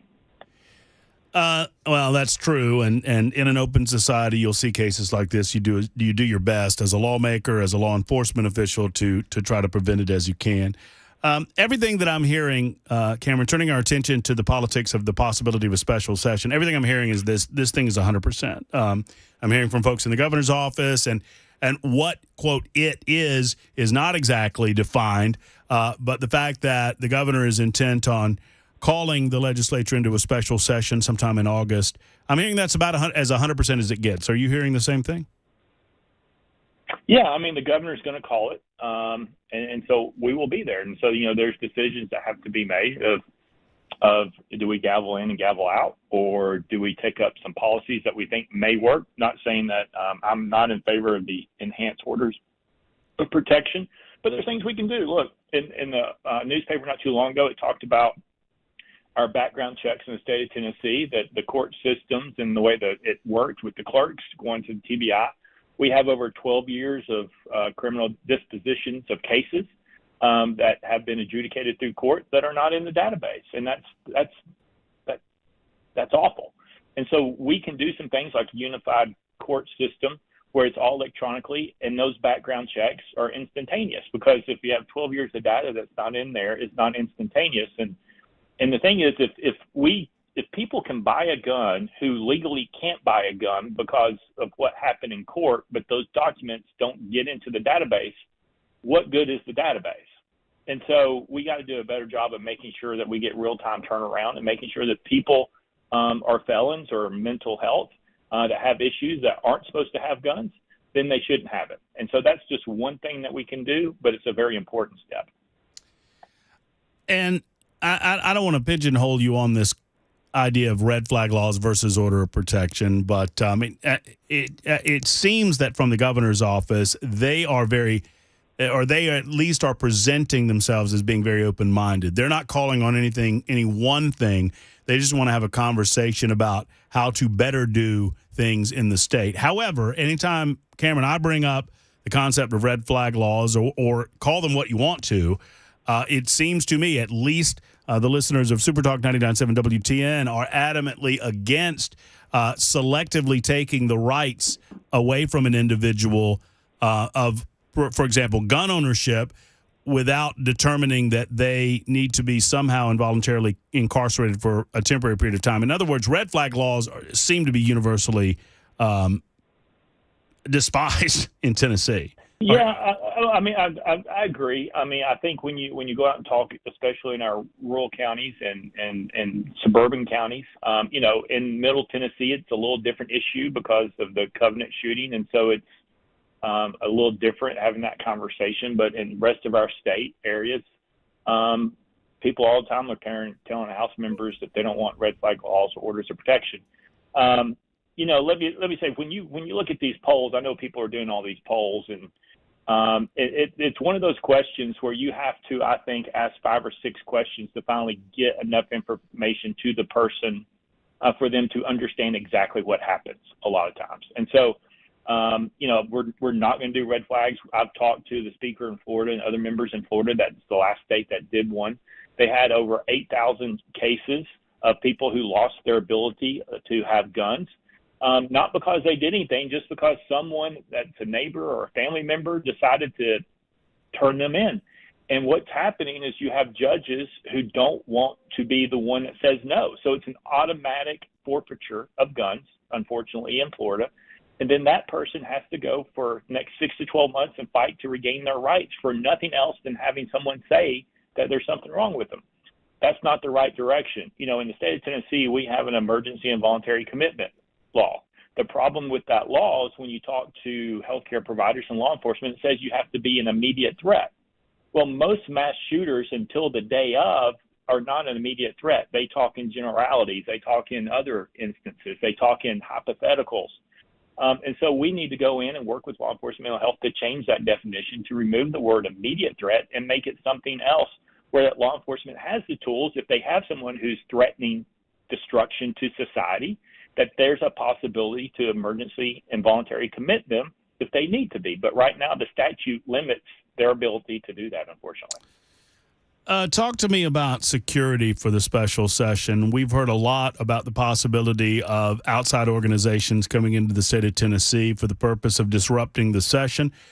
We've heard, general protests are in place or will be in place, all the way up to literally trying to stop the session. I know that there's always the fine men and women in law enforcement in the state of Tennessee securing the process of having a general assembly, or in this case, a special session. Anything that you can speak to with regard to your security plans? Well, no, we've been reading the stories that have been put out about the secret meetings that one side is having about how to cause chaos, how to inflict damage, and how they're going to arm themselves outside of what they're doing. It's going to be a situation. We went through that this year. The vast majority of people there were peaceful, but there were people there who were antagonists and wanting to cause chaos and increase the intensity of what was going on. And so we're going to have more troopers there. We're doing security upgrades. We are doing some other things so that we know who's in the building, where they're from, and we have a record of them. And so we're going to do everything that we can to protect members and protect the public who want to be there peacefully from the individuals who do not want to be there peacefully. You know, there are some organizations like the Tennessee Faith and Freedom Coalition who's called for not having a special session because of these threats. The governor's office pushes back, I would say, pretty strongly on that. In my conversations with them, they say, no, that is not the reason that we would do anything, much less not have a special session, comparing it in a certain way to acquiescing to, a terrorist or whatnot. I mean, are you in the same boat? I mean, do you believe that we should never allow the language of these political organizations like the ones we're talking about to affect your decision making? I don't think so. I mean, if you allow them to stop you from doing things that you think you should do, not the orders of protection, then they're winning, because they're going to continue to come back, and they feel like that they can continue to do that and push you not to do stuff. Look, if we don't have a special session, and I just mentioned the unified court system, you're going to have a whole new software package. You're going to have a lot more technology. You're going to have to allow them to link up with each other and with the TBI instantaneously. That's not going to happen overnight. That's going to take, I would think, anywhere from 12 to 24 months to get it up and running and initiated. So if we can solve that issue this August, then we are 11 months ahead, because if we don't do it in August and we come back in January, by the time the bill's passed, by the time the bill's signed, by the time you have funding, it's July 1st of next year, and we lost 12 months.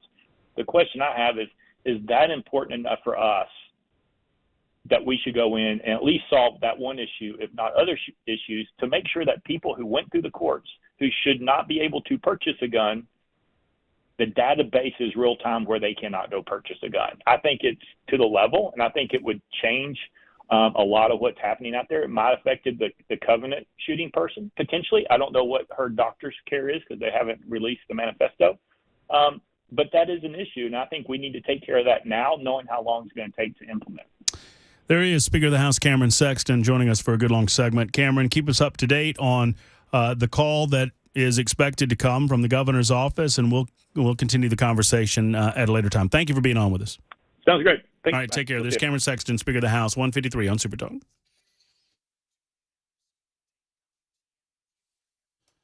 Wow, I've been talking about it for a couple of months now, encouraging you to go and get your tickets, and now the time is upon us. That is right. It is the Big Machine Music City Grand Prix, and it's coming to town August 4th through the 6th, and friends, you need to be there. Have you not gotten your tickets yet? You can get single-day tickets. You can also, I think 3-day passes are still available. 3-day tickets, premium hospitality still available for this one-of-a-kind event. Big Machine Music City Grand Prix, obviously, it's all about some racing, but it's also about fun through the downtown streets of Nashville. New for 2023, Saturday night racing, a family fun zone, an early Sunday start, fan favorite returns with a high-flying stadium super trucks, tons and tons of racing and music and racing, and it's just going to be the party of the summer, and you need to be there either through a single-day ticket or a 3-day package event. Big Machine Music City Grand Prix. Get amped. MusicCityGP.com. That's MusicCityGP.com. Tickets are on sale right now.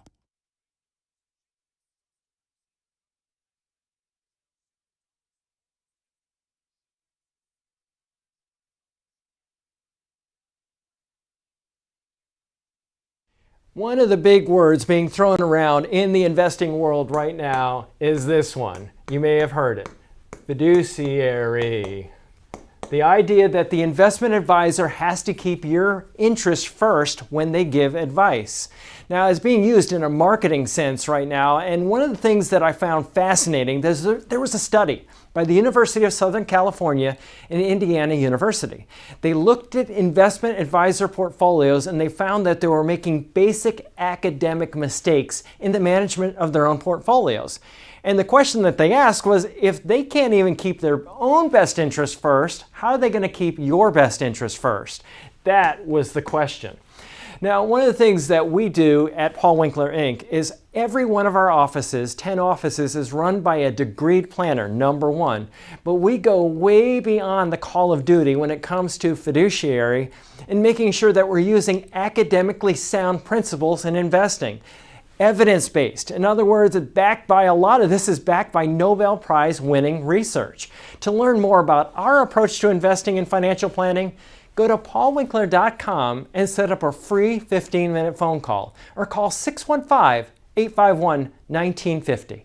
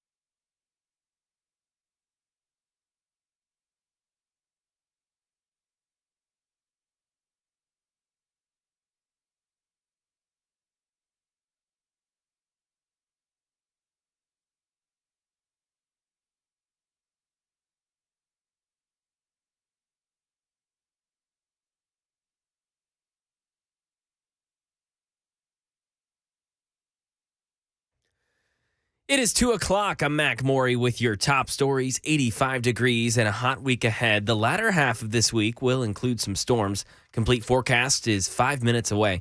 This just in, News 2 says that a captain with the Dixon Police Department, 56-year-old Ronald Hobson, was arrested on Saturday night after allegedly assaulting a man. Witnesses say that Hobson was standing in front of people who wanted him to sit down until he eventually pushed a man down a set of stairs and over a railing.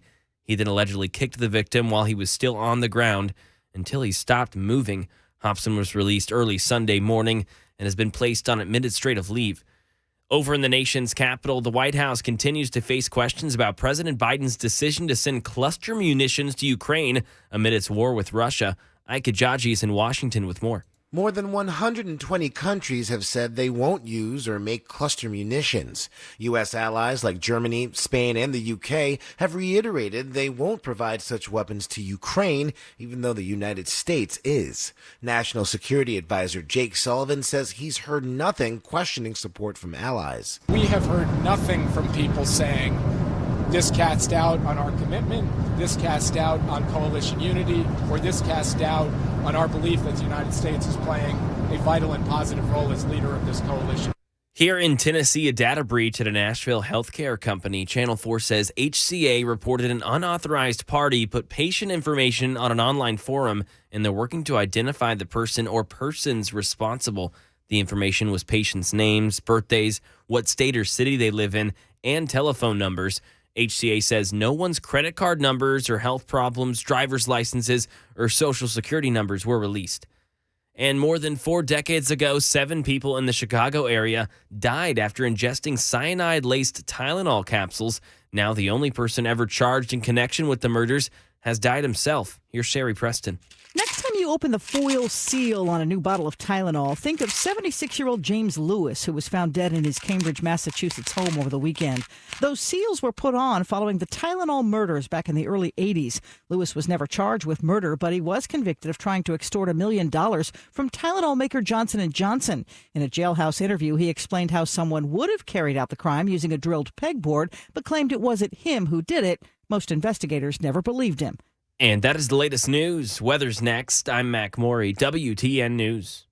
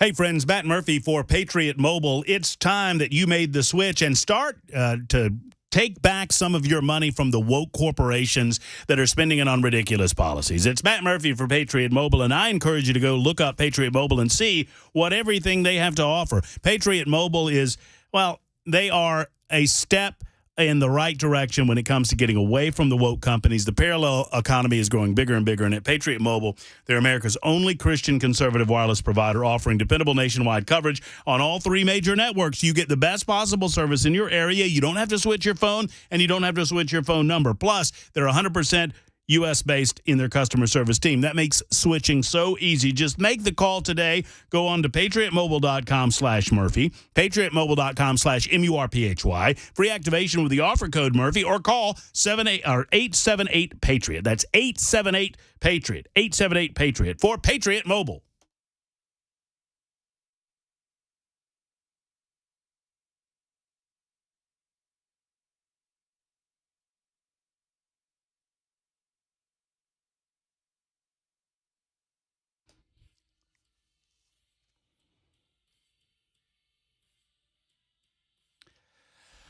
All right, here we are. Here we go. It's hour number 3 of the Matt Murphy Radio Show, 2:06. Our first day back from a few days of vacation last week. Hope you had a nice 4th of July holiday. Hope you've had a great day so far for a Monday. It's gone pretty well. A little hot, a little steamy outside, but it should be. It's the middle of summertime.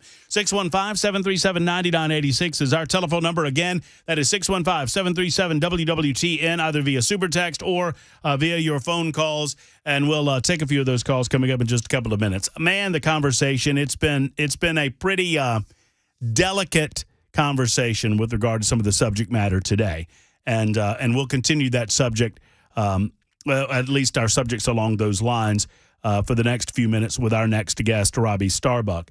Franklin Police Department is working to identify young children who potentially were drugged and sexually assaulted at the hands of an individual by the name of Camilo Campos, who has been a soccer coach in and around the Franklin, Tennessee area for the last 20 years. Campos has been held and charged with rape of a child and the sexual exploitation of a minor. Detectives are expected to file several additional charges against him in the coming days. Franklin police say they were contacted by a restaurant who found a cell phone. Trying to find whose cell phone it was, they went inside the cell phone and they found instead videos and photos of children in sexually exploitative positions. And obviously the investigation immediately discovered hundreds of disturbing videos and images on the phone. They immediately arrested Campos, who recorded himself in most of these situations. That's all I'll say on the radio. That's all I can say on the radio. There's a little more detail if you want to seek it out, but I don't want to get too graphic or detailed. However, we will speak on this matter about what more can we do to protect our children with the one and only Robbie Starbuck, who joins us on the show today. Hey, Robbie, how are you? I'm doing well. I wish I was joining under better circumstances because this is just an absolutely monstrous, horrific story. You know, I find it not the least bit ironic that in the same weekend that national leftist media was explaining to us how Sound of Freedom is a non-story, the movie doesn't really exist in the real world, the Rolling Stone article about the movie basically dismissed the concept of child sexual exploitation and child trafficking as a myth in the minds of right-wingers. And then you see this on the heels of some of that more ridiculous commentary about this movie. I mean, this is dramatic, it is evil, and it's right in our backyard, Robbie. Well, that's the thing people have to understand is that this is a wake-up call. You know, a lot of people live thinking that, oh, we live in Franklin, we live in Williamson County, we're insulated from this stuff. We're not. There is nowhere in the country that is insulated from child exploitation or, unfortunately, even, you know, child rape, which is what we're dealing with in this case, you know. And so I think it's a real wake-up call to people that, you know, you've got to practice safety and prevention with your kids. You've got to let them know, you know, that there's not an appropriate situation to be alone with somebody like this guy, and that you've got to be proactive and you can't just assume you're safe because you live in a nice area. You know, these people exist. They are out there. And if we don't have these conversations with kids, then they're not armed with the knowledge that certain things are not appropriate and that grooming does occur. And they should know what grooming looks like, that if an adult is constantly offering you things to make you feel special and they're trying to get you alone or separate you from your parents or your siblings or your friends, that's not normal behavior, you know. And I think that education is so key. You know, my wife's organization, Freedom Forever, they do a lot of that to teach people, you know, what are these tools? How do you talk to your kids about this? And that's critical right now. Well, and what more can we do as a society to encourage our elected leaders to do more? Is there anything more? I mean, I understand that we live in a free and open society, and sadly, it is very, very difficult to be right 100% of the time when faced with this type of evil. What more can the state of Tennessee do, if anything, Robbie? Yeah, there's a lot more we can do, and I've been in discussions with representative senators, you know, since this news broke and even before that, because there was something even before this happened that we were working on, and that's that my wife and I have been trying to get a law passed here in Tennessee that will allow for the death penalty in cases like this. People will be surprised to find out that for child rape, you cannot get the death penalty. In fact, a lot of the country, child rapists get off very easily. There was a case in New York recently where a man was sentenced to 180 days in prison after raping a 9-year-old and a 6-year-old. that shouldn't be possible in the United States of America. There's people who go to jail longer for marijuana. And so I think, we've got to set a standard here, and we've got a great opportunity with our supermajority legislature to pass a law that sets the standard for the nation that says we will not allow this type of, monstrousness in our state. And if it happens, we are going to publicly deal with it in such a way that it puts fear in the hearts of predators. And I want predators to watch what we do in Tennessee and go, okay, you know what, I'm going somewhere else. And our kids here can be safer because of that. And so we can set that standard. We're going to do that. I mean, I'm going to use every ounce of political capital I have to make that happen. But then another thing we can do is make sure your friends know about this story in Middle Tennessee, because this guy, like you said, he was here 20 years.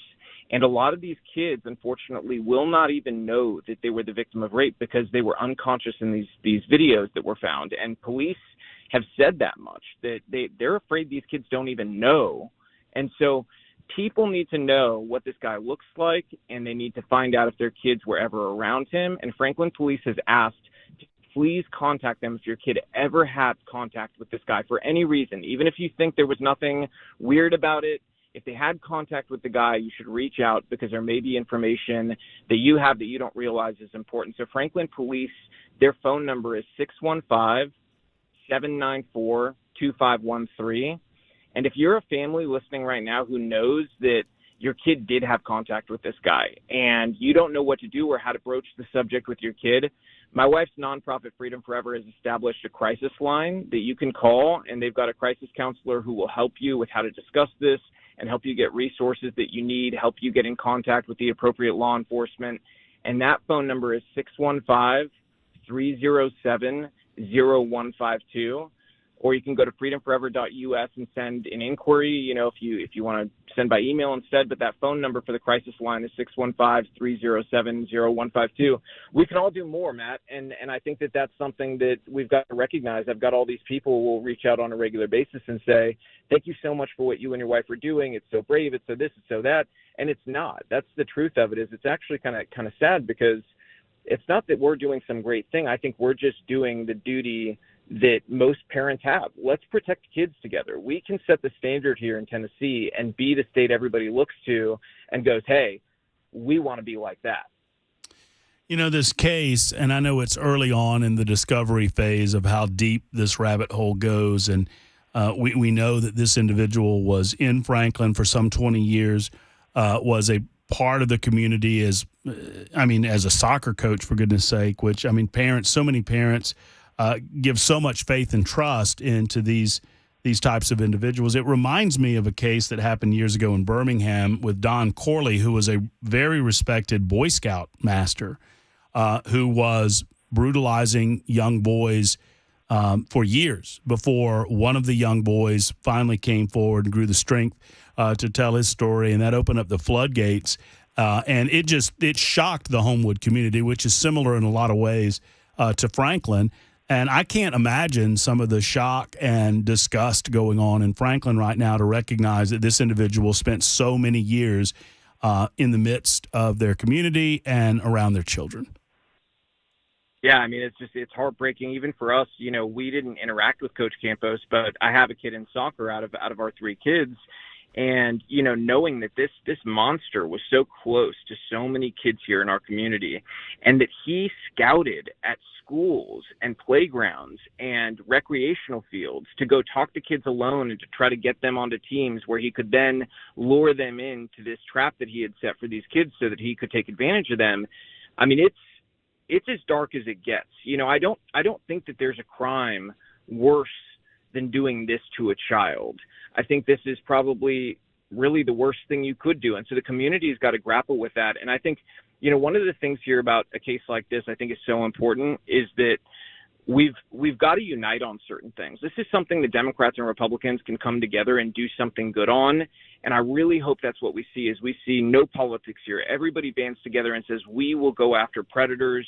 We will not allow this in our home. We will not allow this in our state. And we are going to set the worst consequences anybody's got for these monsters. You talk about things that could bring the country together, and one would think that this would be one of those things. Yet the political left pushes back more broadly.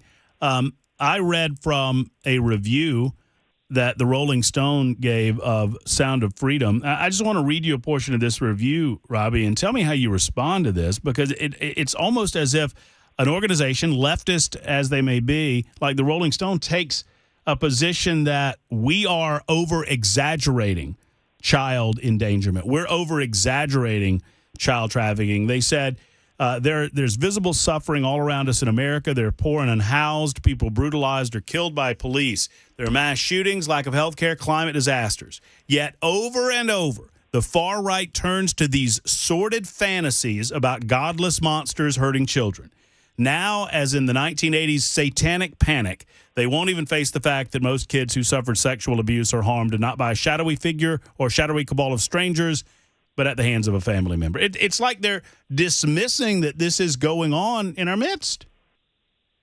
They're not the first to do it. And I mean, Rolling Stone is just a joke. I mean, this is our, quote, unbiased media. This is a place, they just ran a hit piece on me too, actually, a few weeks ago, where they called me an anti-trans activist because I don't want kids to get chopped up and mutilated at the doctor's office when they decide at 13 years old that they're confused about their gender, so that makes me some kind of monster. I mean, these people are not rational. They're in no way connected to the actual roots of real America. And I think that's the thing people have to remind themselves. These are radicals. These are activists. These are not unbiased journalists.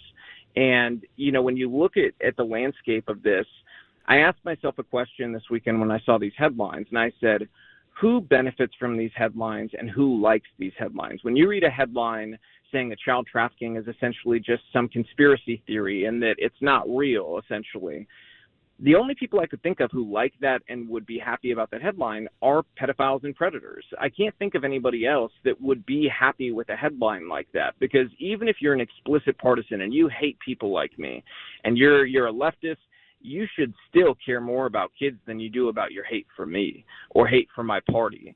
And I think that's the thing that, people have got to get over here and realize that, hey, kids are not partisan. They're not Republican or Democrat. They're just kids. They're the innocent among us, and it's our job to protect the vulnerable and the innocent. And so if we can't band together and do that, I don't know how we're going to make it as a country as the, quote, United States of America. It seems more like if we can't agree on something that simple, we better start looking at the balkanization of the United States so we don't end up in a civil war, because it blows my mind. If we can't agree on that, we have some really, really serious problems. Well, the same organization, like a Rolling Stone, that would dismiss the concept of child trafficking as a right-wing fantasy also defends child mutilation as, quote, life-saving surgery. I mean, these two things go hand in hand, which I don't know that they're necessarily conscious of how they're walking down this road side by side with one another. I'm just fascinated that the same organizations that would claim that child trafficking isn't really an issue would steadfastly defend the right of a parent to allow for their child to be mutilated along the lines that HB 1 in Tennessee would prevent. I'm sure you're ecstatic about the 6th U.S. Circuit offering a defense of HB 1, are you not?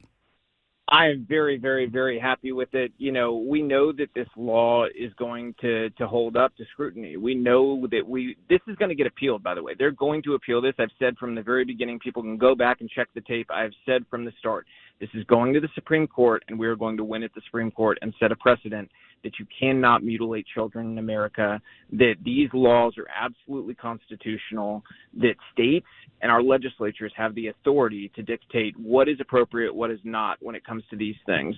Because if we go under the left's premise, then genital mutilation as a whole is not something that we can pass a law and say, hey, we don't want that here. So if we can't pass a law saying that we can't have genital mutilation in our state, I mean, what control do we have to protect kids? And so, I'm ecstatic with the decision. It's a very smart decision, too. It's close to 30 pages. I read it, and, it's legally so on point, and I think unassailable, that I can't imagine that we're not going to have great success at the Supreme Court when it does eventually get appealed to there, because this is very simple stuff. I mean, it blows my mind sometimes. I feel like I woke up in a parallel universe, because 10 years ago we would have never had this discussion. The idea that it would be legal and popularized among one of the major parties in America to go and chop off children's body parts is it's ludicrous. I mean, we would have all said that's crazy, and we would have been concerned about the mental health of the person saying it, but that is the reality we live in now. And so, like I said, Rolling Stone is not an anomaly, okay? They were doing these stories. The Atlantic ran one about 2.5 years ago where they called child trafficking conspiracy theory. The LA Times ran a story, 4 years ago, and my wife and I did the largest border march that there's been on our side, and we were exposing the child trafficking at the border there and the labor trafficking happening to children there. And the LA Times called it a conspiracy theory. This is not new. This is their playbook. And the problem for them is they're losing control. Things like social media. Let me point something out. This story about Camilo, Coach Campos, when it came out yesterday, I tweeted about it. I put it on Instagram and other places. There are over 3 million impressions on my account about this just in that brief period of time of 3 million people that are sharing it and putting it places so that people get awareness of what's happening, can reach out to parents, find victims, right? And we've got the police phone number, all that stuff. Compare that to the legacy old media. If LA Times tries to not put this out, or let's say they do put it out, you know how many people on an average basis read a story from the LA Times? It's much smaller than 3 million. CNN struggles to get 100,000 people to watch their channel at night during prime time. Okay, so this is something, social media changed the game and allowed for regular people to reach the masses and to make sure that the truth gets out there. And so the legacy media, as they're spinning and going through these death throes, it's like a death rattle of the legacy media. This is going to be expected. They're going to do this more and more and make fools of themselves. One more time, you mentioned your wife's website and a telephone number that people could call for resources available to them regarding speaking to their kids about these very delicate matters. Give us that one more time, Robbie. Yeah, so if you've come in contact with this coach at all, really any association, and you need to talk to your kids about this and you're just not quite sure the right way to do it, or it feels weird, you can call 615-307-0152 or drop an email at freedomforever.us. They've got a crisis team who's willing to, talk you through it. And if you're somebody whose child may have been a victim of this man, they will help you with resources and be advocates for you and help you through the whole process. And, my wife, Landon, this is her heart work. I mean, she cares so much about kids, and we will do anything to help you guys. And, if you've got information for Franklin Police, please reach out to them. No little bit of information is too stupid to pass on, because they need to piece together 20 years of what this guy has done. I don't think what was found on that phone will likely end up being the whole story. I think that this is somebody who's been here 20 years, and I would wager to guess that he's probably been doing this for a long time. So Franklin Police, their phone number is 615-794-2513. And as a community, let's band together, make sure everybody knows, and that we really unite and say, we're going to do everything possible to stop this. And when the next session comes around in the legislature, I'm counting on everybody's support for a bill to increase our penalties for these predators to be the most strict in the nation. Great stuff. We appreciate the Starbucks, both you and Landon, and I thank you for coming on today, Robbie. We'll talk again very soon. Thank you, Matt. Thank you for always fighting for kids. We appreciate what you do. Thank you, Robbie Starbuck. Good conversation with Robbie regarding the Franklin. Just an awful story down in Franklin, but one that must be addressed, must be told, and must be dealt with. It's 2:24 on Super Talk.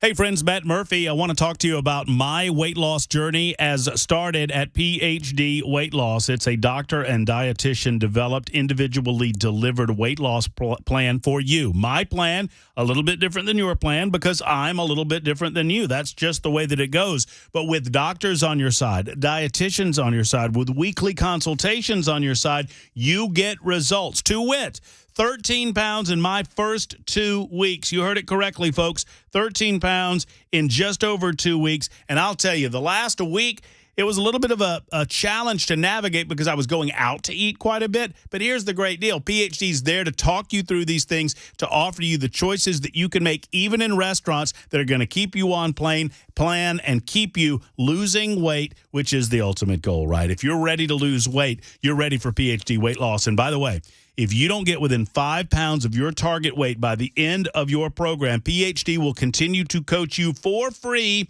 until you do. That is the guarantee for you. I'm not selling you. I'm just telling you. PhD works. It's working for me, and it can work for you as well. Go online and find out more at myphdweightloss.com. That's myphdweightloss.com.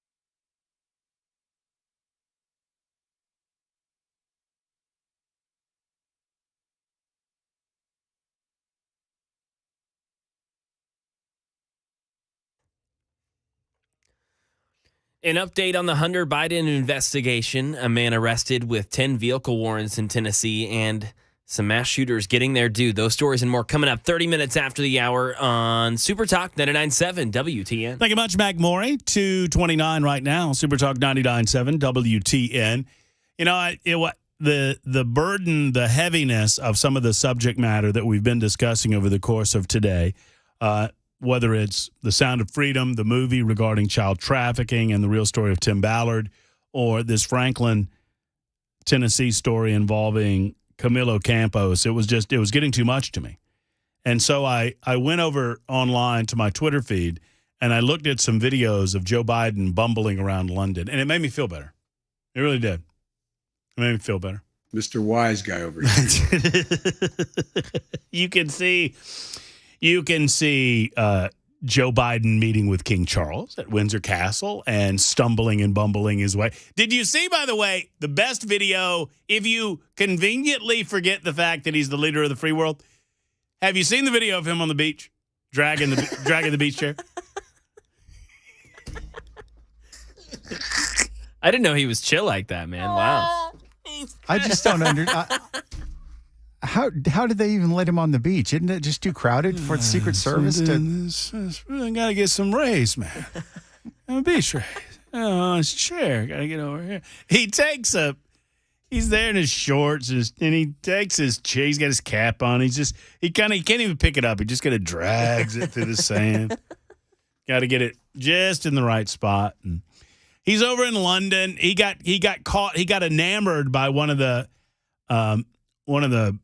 what is that? The guard of London. What are their military with the big hats? What are they called? It's not the beef eaters.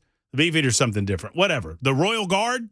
Is that what I'm thinking of? The Queen's Guard? Yeah, the Queen's Guard with the big hats. Yes, okay, thank you. Thank you much, Maury. Thanks a lot, Bell. Just right through Bell to McMaury. Bell's not saving me. Anyway, Biden, much like I just got caught up trying to figure out that name, he got caught up in the Royal Guard. He just started like talking to the guy, and King Charles is standing next to him like, "Can you come on? We got to go." And he like gestures twice. It's time to go. And Joe's like, "Hey, when did you get the hat? Huh? I don't know. And he got confused inside of the building. It's a wealth. Think about that. King Charles and Biden hanging out. King Charles is the young whippersnapper of the group. Is Charles younger than him? I think so. I think he is too. How old's Biden? I'll get Biden's 80. Yes, something. King Charles is 74. Man, King Charles looks old for 74. Is that wrong?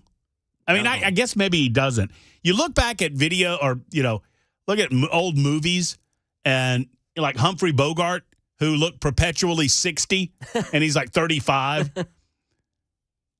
So I guess I shouldn't say too much about King Charles. Anyway, that made me feel a lot better. More on Joe Biden and his pronouncement that we don't have any more ammunition. That's coming up in just a couple of minutes. It's 232, Super Talk 99.7 WTN.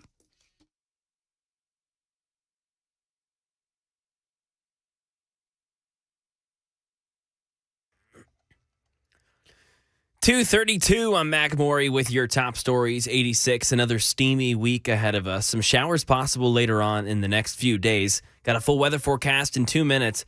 The top prosecutor overseeing the Hunter Biden investigation responds to claims made by an anonymous IRS whistleblower. Here's Andy Field from Washington. The whistleblower testified to Congress under oath that the Biden Justice Department had denied Trump-appointed U.S. Attorney David Weiss his request to become a special prosecutor in the Hunter Biden investigation. Now Weiss says that's false, that no one in justice told him who to prosecute or charge. Weiss did say he had talks about becoming a special attorney who could file charges outside his own district, and was told he could have that power if he needs it. So far, Weiss has made a plea deal with Hunter Biden to avoid prison time on tax violations and a gun licensing charge. Crime in Tennessee, Channel 4 says that a Smyrna man, 20-year-old Austin Chapman, was arrested on 10 vehicle burglary warrants last night. The night of July 5th, there were a bunch of cars that had their alarms go off in a parking garage. Witnesses saw Chapman. They tried to stop him. He ran away. He dropped multiple items, including 2 keys and a window-breaking tool. Chapman is now in jail on a $52,000 bond. And in Texas, 2 men are held in the mass shooting that killed 3 people and wounded 8 last week in Fort Worth. Jim Ryan says the incident has city officials looking at a new crime-fighting technology. The violence in Fort Worth's Como neighborhood a week ago is thought to have been gang-related, and it's a major concern to city leaders like Councilman Michael Crane. We can't continue to grow and be prosperous as a city if people don't feel safe here. Despite privacy concerns, Crane is backing a plan to install microphones atop each of the city's 69,000 utility poles to alert the police at the moment that a gunshot is detected. And that is the latest news. Weather's next. I'm Mac Morey, WTN News.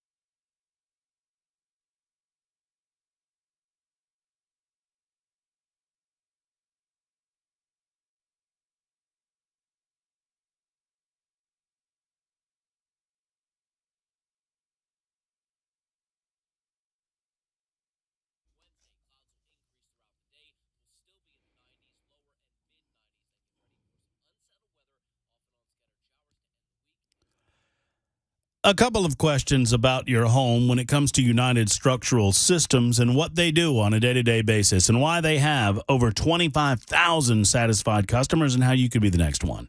One, when it's hot and dry weather, like it is this time of year, do you notice soil cracking and pulling away from your home? Are your bricks cracking at all? Are your walls bowing? Are your doors or windows sticking? All of these can be signs of foundation issues that need to be repaired. Now, secondarily, let me ask you this. When the rains come, do you notice surface water flooding over your walls or underground pressure forcing water into your basement? Is it moldy or musty downstairs in the basement areas? If this is the case, then you might have a waterproofing issue that needs to be resolved, and United Structural Systems is there to resolve either one or both. United Structural Systems has been around since 1994. They simply are the best when it comes to foundation repair and waterproofing. I know you don't want to make this call because that means you potentially might have an issue, but the peace of mind that this call entails, knowing that either you don't or you do and you've got a plan of attack, a plan of success, it is just a great amount of peace of mind. So why not go ahead and make the call that others have made to United Structural Systems? 615-488-7855, 488-7855. Call the best. Call USS or online at USSTN.com. USSTN.com.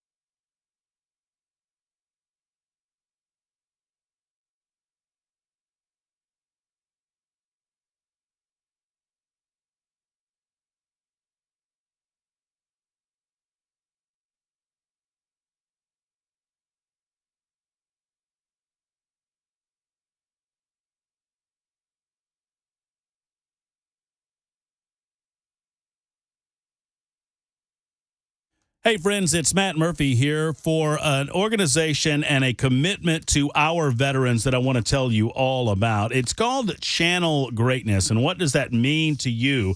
Well, it means the possibility that if you or someone you know is a musician or styles yourself as a singer, you could have, well, big goings on with Stokes Nielsen of Channel Greatness. The organization is all about empowering the power of music to celebrate our women in military. And Stokes wrote a song and he debuted the song at the Women's Military Memorial in Arlington. This was earlier in the summer. And after performing that song in Arlington National Cemetery at the Military Women's Memorial as a part of Women's Veterans Recognition Day and the 75th anniversary of the Women's Armed Services Integration Act, Stokes now wants to find that next great singer to record the song. This could be the big break you're looking for. He knows how many great singers there are in the city of Nashville and in the state of Tennessee. And now it's kind of cool that he's bringing this to us, to the WTN audience, as a way to promote you signing up and seeing if you're the next great singer of this song. Email Stokes. His Stokes Nielsen is his name. strengthofamerica@gmail.com. This is not any sort of advertisement for anything other than an audition to become a great singer and to record this song. strengthofamerica@gmail.com. Stokes is looking for your email today.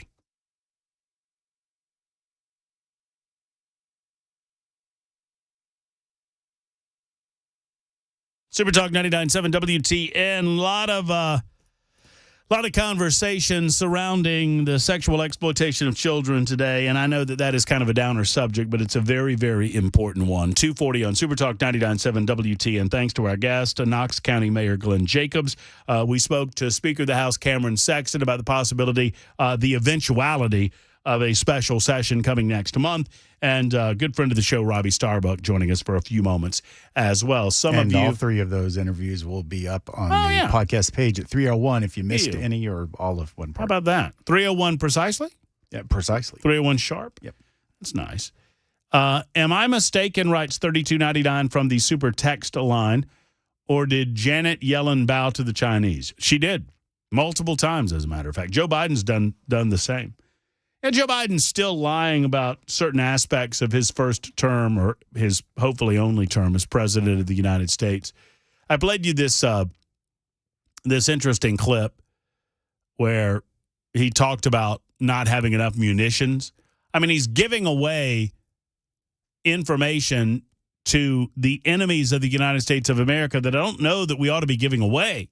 I mean, first and foremost, how did we get so low on munitions to begin with, and why are we still giving things to the Ukrainians if we happen to be that low? No answers.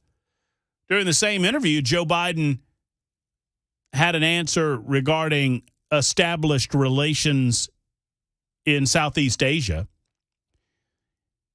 It's difficult to identify the lie if you don't know it. But just listen in and I'll tell you what he's lying about here. I think if I told you 3 years ago, which I had written about in my notes, that I was going to get Japan deeply involved, have them change their defense budget, have them work with not that I've done it, but them work with South Korea, work something out.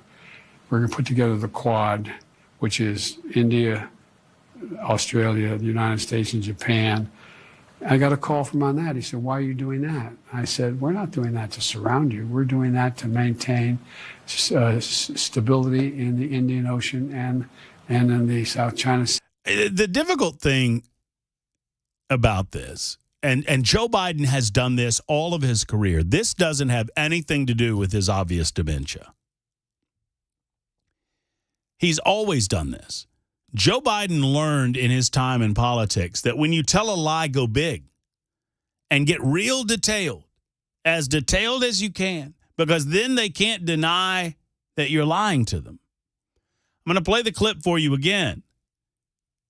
Joe Biden said that he put together the Quad, which is India, Australia, the United States, and Japan. And somebody said, "Well, why are you doing that?" And he said, "Well, we're not doing that to surround you. We're doing that to help stabilize the region." All of that's a lie. The Quad was reset in 2017 under President Donald J. Trump.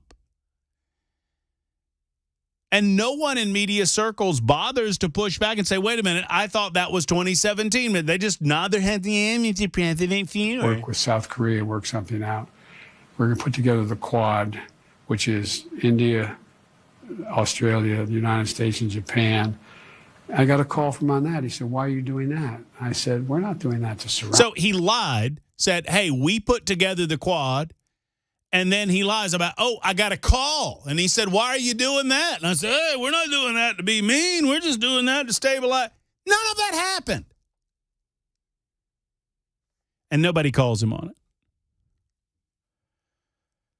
Joe Biden was actually, he was also asked, this is during his conversation with Fareed Zakaria, or whatever his name is, yesterday morning. Number two, the price of oil is actually down, not up. The price of oil is not down, not up. Oil prices ended last week at a 9-week high. Gasoline prices are $1.16 a gallon, higher than when Joe Biden took office. And it's not because they have done one thing or the other, but the world's changing. Our policies relative to renewables are real. Number two. I mean, Joe Biden says that Joe Biden just said the price of gasoline or the price of oil is down, not up, and it's because of their policy on renewable energy. And then our good friends over at RNC Research reminded me of this oldie but a goodie, and it's just so good I can't not play it. If you think that Joe Biden is new to the game of lying, think again, because Joe Biden's been doing it for a long time. You old school folks following politics would remember that in 1998, Joe Biden was in the race for president of the United States of America, and he was eventually dispatched of. I guess it was because of his plagiarism. He was discovered to be That's not true. A serial plagiarist. Well, you would know a liar when you see one, Mr. President. I have one real quick question. What law school did you attend, and where did you place in that class? And the other question is, could you quickly, I think I probably have a much higher IQ than you do, I suspect. I went to law school on a full academic scholarship, the only one in my class to have a full academic scholarship. In the first year in law school, I decided I didn't want to be in law school and ended up in the bottom 2/3 of my class, and then decided I wanted to stay, went back to law school, and in fact ended up in the top half of my class. I won the international moot court competition. I was the outstanding student in the political science department at the end of my year. I graduated with 3 degrees from undergraduate school and 165 credits, only need 123 credits, and I'd be delighted to sit down and compare my IQ to yours if you'd like, Frank. So he immediately goes on IQ. This was back in the 80s. By the way, Joe Biden got very angry at that reporter for asking him some basic information about his political and his educational history. Everything that Joe Biden said in that answer was a lie. All of it. Moot court and all of it. Except for the possibility of him having a higher IQ than that reporter, but I seriously doubt it. Yeah, if that had been something Trump had said, they would have just torn him apart. Well, but of course, they're not going to do that. I mean, Joe Biden, the reason I play that from years ago, Joe Biden's been doing this for years and been getting away with it for the most part for years. Now, when he was going up against worthy adversaries amongst other Democrats, the political machine ate him up and called him out for the liar that he was. The Quadrilateral Security Dialogue, commonly known as the Quad, was a strategic security dialogue between Australia, India, Japan, and the United States. It was initiated in 2007 by Japanese Prime Minister Shinzo Abe, with the support of the Australian Prime Minister, the Indian Prime Minister, and U.S. Vice President Dick Cheney at the time. The Quad ceased following the withdrawal of Australia. During the 2017 summits in Manila, all former members led by Abe, Australian Prime Minister Malcolm Turnbull, the Indian Prime Minister, and U.S. President Donald Trump agreed to revive the Quadrilateral Alliance in order to counter China's military and diplomatic presence in the Indo-Pacific region. Now Joe Biden's taking credit for it. Gary has a thought on all of this. Hey, Gary, how are you? Just fine. How are you? I'm doing great. Gary, what's on your mind? Well, 2 things. I do know who those guys are that are in London that wear those tall hats and part of the guard duty. That's the Coldstream Guard. That's the Queen's very own regiment. And when I was in Marines on the island of Cyprus in 74, there were a battalion of them there. They are an infantry unit, regular infantry unit. They're just assigned rotational to guard the Queen. We got into a fist fight, and we started it. It's one of those things Marines did back then, probably do today. But that's not the real reason I call it. I just want to clarify those are the Queen's very own troops.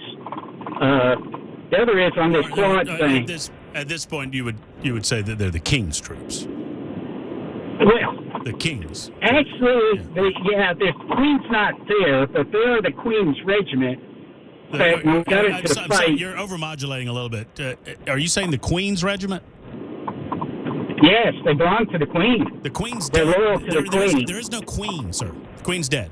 There's a king. I know that. I know that. They still belong to her.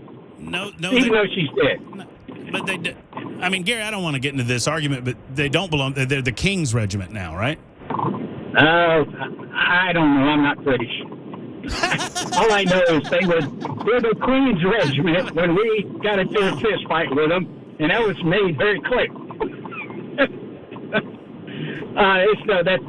There's no problem with that. Neither here nor there. Neither here nor there. What is important is we did win the fight. I just want to tell you. The other thing is CETO, the Quad, all that stuff is old business, and Biden's had nothing to do with it. If anything, a Democrat has ever had anything to do with national or world security is undermining it. So, yeah, nothing to do with it. That's all there's to it. There is an alliance, and CETO is the original, and then you get another name. But the agreement is that we're going to protect those allies, and India is one of the components to that today. That's it. And to scare somebody, and maybe I should, is we can't even get, because of the condition of the number of troops and everything in the armed forces, the Fleet Marine Force in the Westpac that's supposed to conduct the big operations, they've had to call off the last one because they just can't man the major exercise. And that is a component of responding to the Chinese threat. They can't even fill the fleet. That exercise was canceled. Well, it's a frightening time as an American to recognize that our allies don't trust that we're as prepared as we should be, and our enemies recognize that we're not as prepared as we should be. And the President of the United States running around announcing that we don't have appropriate munitions. It's ridiculous. And, Gary, thank you for the call. I wasn't trying to argue with Gary. I was just pointing out that if the Queen's dead, and now King Charles, it would be the King's guards, not the Queen's guards. I think we're on the same. But he was saying that he, as a United States Marine, he fought with the, not with, but against, like fist fight against the then Queen's guards. Makes sense to me. 252 on Super Talk 99.7 WTN.